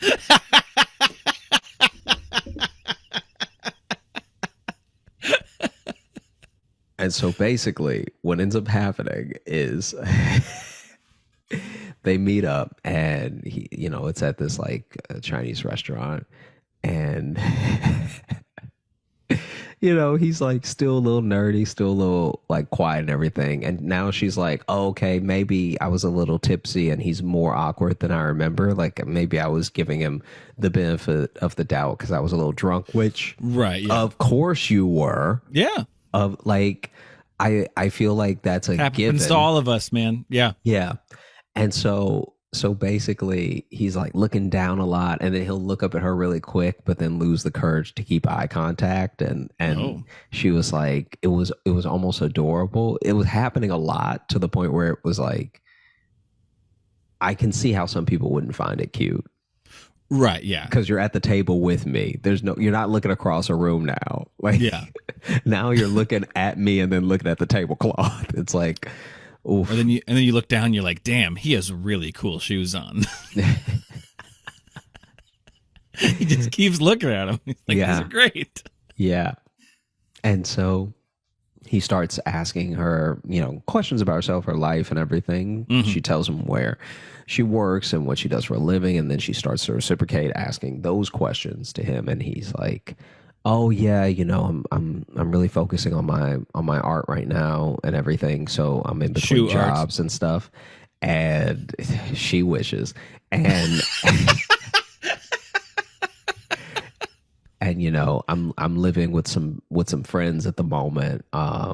Just getting back on my feet and everything. Like I make a little money doing odd jobs and with my art, and so I'm good. I'm like living. And she was actually taken aback and impressed by how content he seemed. Like, these are things that when someone answers, sometimes there's a little bit of shame involved. There's a little bit of like, oh yeah, I'm doing my thing. I'm like, it's like, it was none of that. He was just like, yeah, I do my art. And it was actually the most confident the entire dinner that she had seen him was like, I do my art, and I'm putting things together and everything until I can have a come up and stuff. And she was like, oh, okay, wow, all right, that's really cool. And she finally asked him what his art was. This is like appetizers have come now, so they're like starting to kind of eat. But then she realizes she never actually asked him, and she was like, "What's your art, by the way?" And he smiles. And at first, it's like she said at first it was like a little smile. And then he couldn't help it. You could just see this like beaming smile burst through, which he also said was like very adorable when someone's just uncontrollably happy, Right, yeah. And he was like, well, I'd love to show you.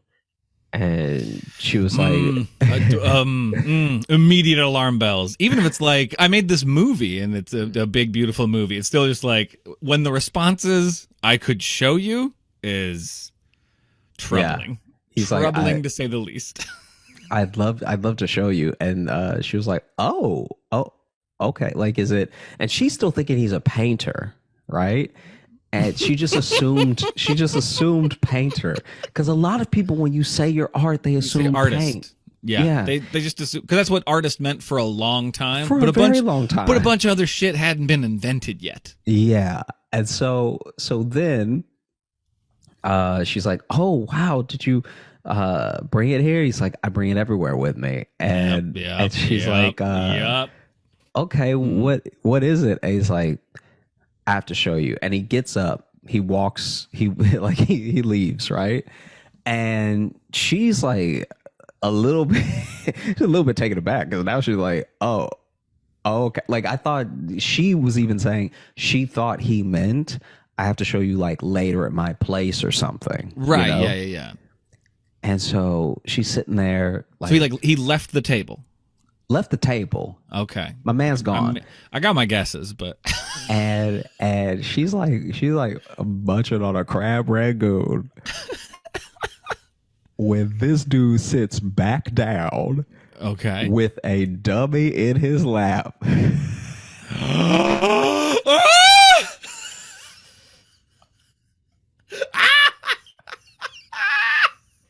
Oh, it's better than I would have guessed. Oh, yes. Yes. Fuck yes.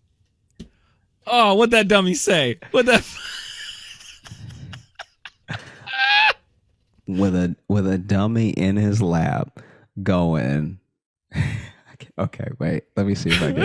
Let me see if I can. Going. Nice to meet you. Oh, it's like not good ventriloquism. And not only is it not good, but this man's mouth can't stop moving.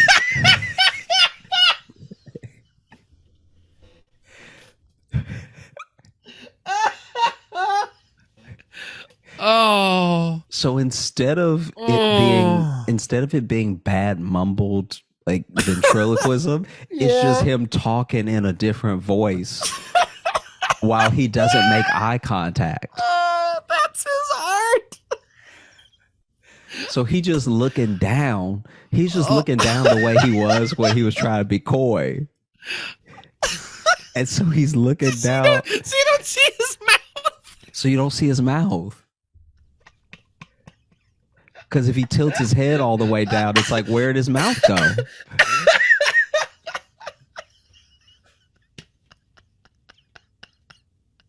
Oh, I was not thinking ventriloquist. I'm so fucking happy. I was not thinking ventriloquist.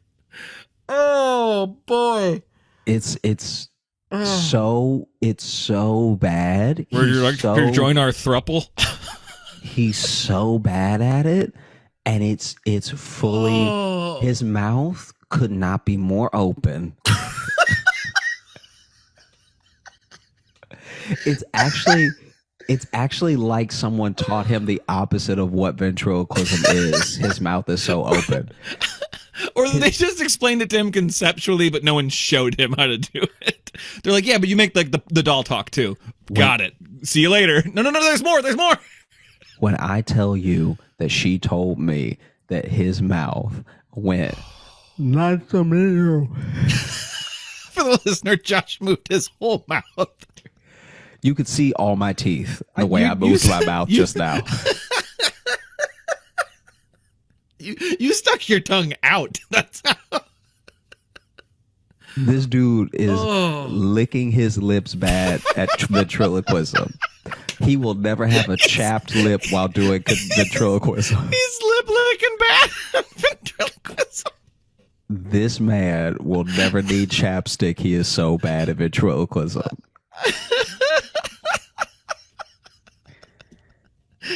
And so then she...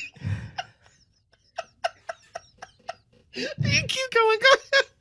So then she's sitting there and she's like, oh. And she just says, oh.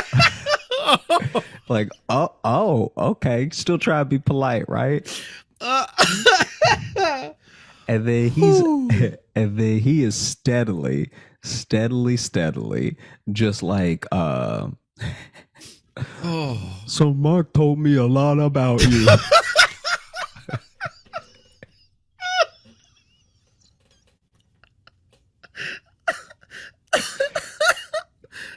And she's like, he lets the fucking doll take over the date.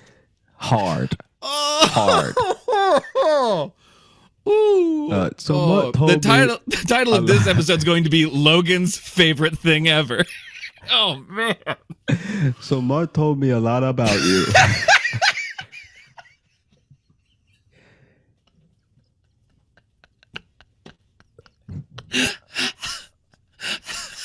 And this is just prepare yourself because it gets worse.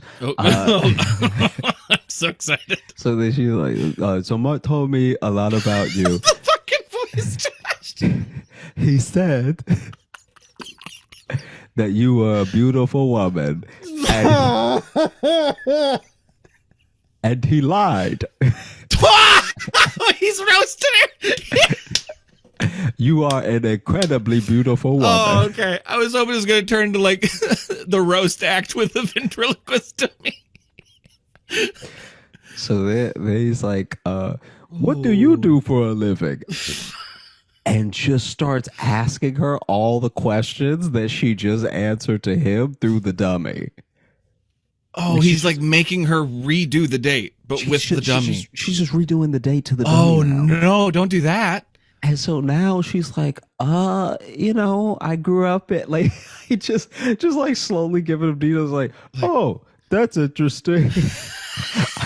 How are you liking your appetizer? That's when you have to look at the guy and be like, I know he's not real. Like you can. and then he goes, my God. He goes, yeah, Mark's kind of quiet around beautiful women. Say something. He goes, wait, don't make me laugh. Wait, shut up. Wait. Okay, Mark's kind of Mark gets nervous around beautiful women. Say something, dummy.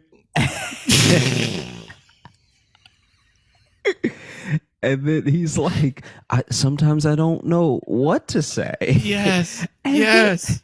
And then as he gets the doll to talk, this is how bad, just so we can also for the listener once again illustrate how bad this person is at ventriloquism. Right. Yeah. When the dummy goes to speak again, the dude controlling him, Mark's gum falls out of his mouth.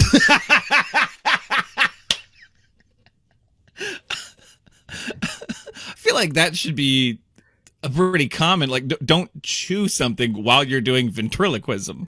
I mean, when you're not doing it well, you can do whatever you want. And so then, oh my God. And so then one of the servers walks up to check on them, like, you know, how they're liking their appetizer and everything, sees the dummy and goes, "What is this?"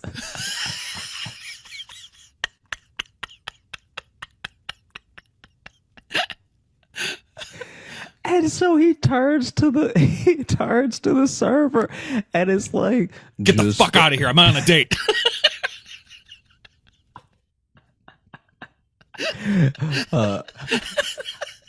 Goes, "Just 2 lovely people and a bonehead on a date. Guess who's the bonehead?" Oh yeah, it's so old timey. I love it. And then the server's like, "Oh, wow." He just says, "Wow," and walks away. And she said that so then their food comes, right? So appetizers, but then the actual entree comes, and he doesn't put the dummy away. So he starts talking to her again. We also brushed past the fact that he stashed this in the restaurant somewhere. We are totally blowing past the fact that he said, "I'll show you," just went somewhere. Assuming his car wasn't outside. I guess I don't know. I mean, I don't know. Maybe it was at coat check. Maybe. But like, if he brought the dummy prepared for that reveal already, way too much. Yeah. Already a killer. Wow. So then they're eating. Mm-hmm. And he straight up is eating and has sat the dummy, because it was one of those 4-seat tables. Mm-hmm. And so he just sat the dummy in one of the chairs. So the dummy just sitting up while they eat. Just staring at her chew with its lifeless eyes. Just staring at her chest. Of no fault of his own. That's just where he was positioned. I'm only comfortable ogling women with my dummy. And then she said she can tell that the staff is like straight up watching them now. Like coming out of the kitchen to peek and walk back in. Your friend is a fucking trooper, by the way.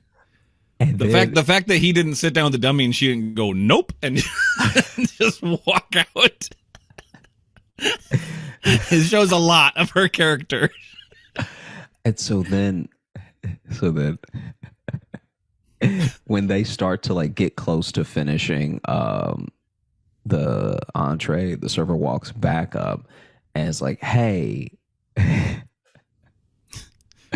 we were wondering, like, do you do like shows everywhere?" Like just like starts like actually just engaging, like, do you do shows everywhere? And like what do you know? And he excitedly grabs the dummy.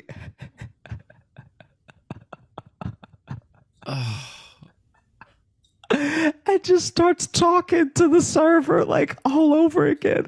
And so then the server's like, "Can you show the guys in the kitchen?" And he doesn't realize that they're making fun of him. He doesn't at all. Does not at all. Because 100% they're like, "Hey, you got to get him to come back here. I got to see this." Come back here. And so then he was like, "Yeah, you know, I'll do my thing and everything." And you know, and the dummy is like, "We'd love to." And she said what had to be most of the staff walked out of the kitchen and just stood at the table. Oh no! Just watching this man do the worst act they're dying laughing. So it's like he thinks he's killing, and maybe they're he laughing, is. Who knows? baby, because some but- of them, like, to be fair, some of them did not speak English. So I think some of them were just fully into the fact that a person was doing ventriloquism while only moving their mouth. I think no matter what language you speak, Right. that is going to be universally funny. Yeah. Being bad at ventriloquism transcends language. You can tell when it's going wrong. Because I don't even know what jokes, you know what I mean? Like, obviously, I don't even know what jokes he was doing or anything. It's just straight up the fact that he's this bad. It's like remarkable. And she was like, I was just like, like she said she was just like melting in her seat. And it's not like no one was like looking at her or anything. Everyone was focused on him, but she was like, well, listen, earlier they were all looking at her. yeah, that's fair. when the dummy first came out, everyone was looking at her just being like, oh, does she know about this? Does she like this? She does not. She does not know or like about this. I mean, she probably looked like she was down with it when they started eating, because then yeah, no, they're like, oh, they must be together then. Yeah. Because she's fine. She's fine with the dummy. Just sitting there eating with that.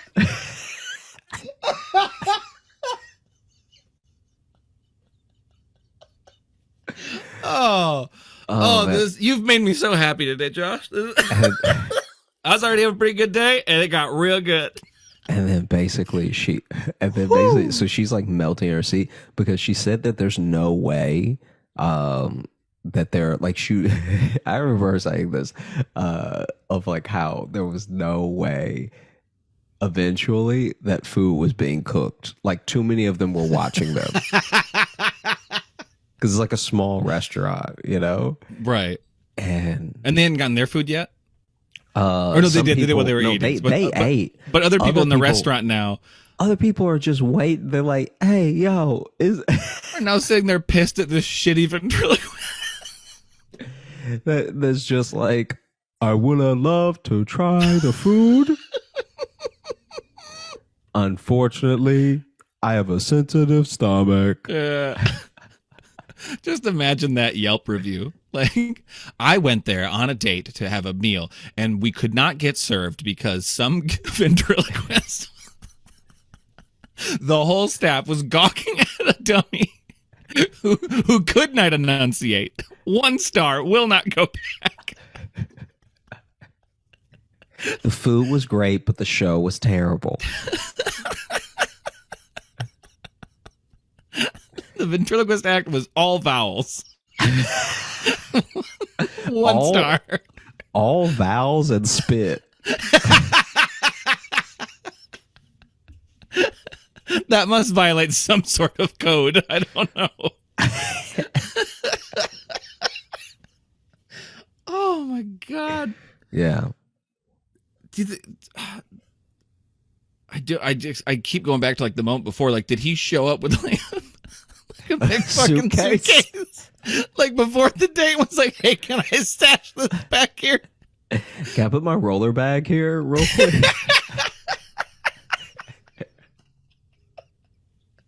Oh, did he ever try to like drink water while doing the ventriloquism? But like he's not good at it, so he just started drinking. It's like,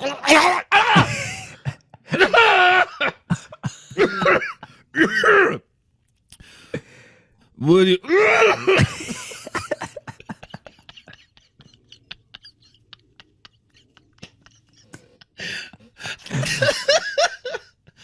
Oh man. Fuck me. That is so goddamn funny. Man. But yeah, they didn't go on a second date. Oh, really? Oh, darn it. I was really rooting for them. Because here's the thing. Even if he was really good at ventriloquism, it'd still be shaky whether he was getting that second date. You know? I don't care if your art is music and if you're at a restaurant, you don't just pull out a guitar and This is a great point. and start playing songs, like serenading. Well, yeah, because I was already thinking about like, okay, even just thinking of it in terms of comedians I've known who just like will start like making people listen to their comedy, especially when they're like new at it, or whatever. On a date, they'll be like, well, here's, and then they just start laying out material. Already that is like weird. It's at least a conversation, so you can do it. But like, when you got to go get a thing. Because even if he was a painter, if he just started painting there, you'd be like, okay, you brought all that? Imagine if you just started painting on the wall with like watercolors you brought. I think this is technically vandalism. I don't. In case someone asked you what's your art, I have to show you, and then you just start painting lilies on a restaurant wall. Yeah. Even if you don't have an unsettling art, if you just start doing it, it still throws you off. Yeah. Yeah, God, but now I'm imagining if he brought a guitar out and then he was a really bad guitarist. It was just Let me show you. Like, let me show you the ways that I love. It was just like a guttural, like she was like, look at this photograph. You know what it was too that I think really messed him up is that his mouth was open, but he was trying to not move it. That actually makes sense now that would be the voice you'd make if you didn't close your mouth to do real ventriloquism, but you opened it, but you're like, like having it wide open. Yeah, that's not the move. That's why a lot of them smile so they can like just do it through their teeth. If you've ever been to the dentist, you've just done an impression of this dummy. That's essentially what it sounded like. Your dentist asks you a question, and you're like, that is what the dummy. She said it was like she said that she said some of the words were so garbled she wasn't sure what the joke was. Like, I also love that it sounds like he was doing the oldest of ventriloquist shtick too. Yeah. Like that is fucking vaudeville. Like that is old shtick. Let's just say that blackface was normal when that type of act was popular. That's how old your thing is. You're not even hitting the roaring 20s. We're talking 1919. Yeah. There weren't even separate water fountains yet because they hadn't been invented. Yeah.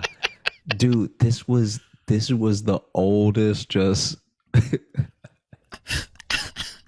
and the fact that it was like the fact that for whatever reason, look, killing is killing. The fact that he was killing with the staff is also somehow both impressive and more embarrassing. Oh, absolutely. Absolutely. Because now she is not just his hostage, but everyone's. Imagine you're in a hostage situation and some of the people, you're talking to the negotiator, and then some of the people are like, we like it in here. Give us a gun. I'm joining. Like, yeah. Oh, wow. Wow. Yeah. Yeah. That's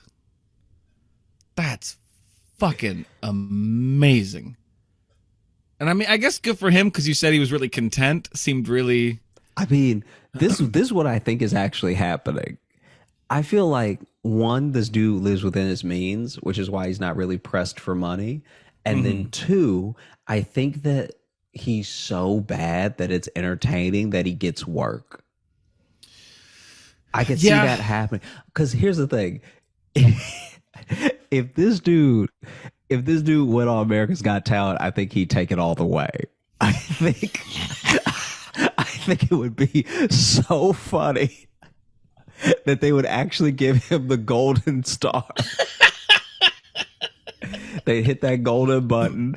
They put him through the next round. He shows up, and you're like, man, this guy's like a really funny comedy act who did like a fake ventriloquism for his first thing, and it was hilarious. Yeah. Then he starts again, and it's worse. It's worse the first time. But you're laughing so hard now because you're like, I can't believe anybody would do this act again. That's hilarious. How he wasted his golden star on this. And then, but then even that's funny. And so then it's so funny that he just keeps getting promoted to the next round, and by then he's an American sweetheart. Like by then he's just like, it's like people love how bad he is at this thing, and then there's just a Vegas show at the end of it where you go to watch this dude talk for an hour and be like, what river is completely full of what river? I can't wait to see where this joke ends. What river is completely full of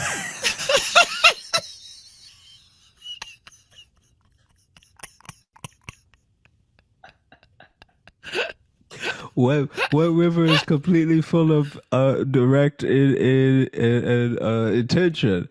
The Pacific Ocean.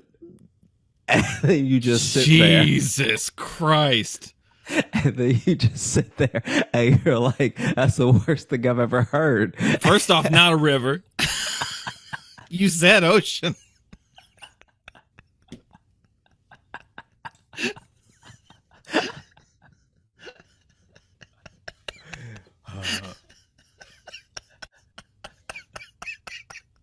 And then next season, suddenly he's a judge on America's Got Talent. You're like, how did he? How did he get to be a judge? And then you sing your heart out, and he's like, I wasn't really feeling it. Or you can't really understand the notes he's given. Hi there. Everyone just kind of looks at him. I think that's a vote for yes.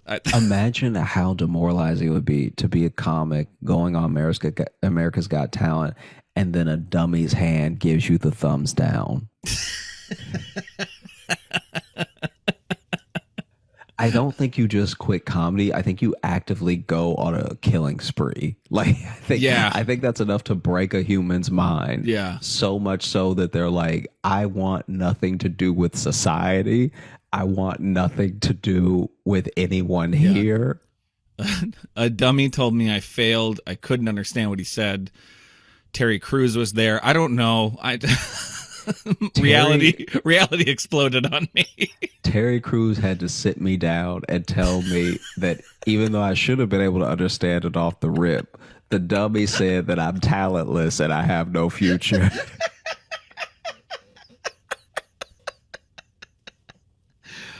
Holy shit. Oh. That's just beautiful. I don't know. It's chaos. What happened to your friend is horrible. Yeah. I but just great person, but yeah, terrible luck. In a weird way, in an indirect way, he did make art. Because that moment, that moment is beautiful. Sure enough, absolutely. Holy shit.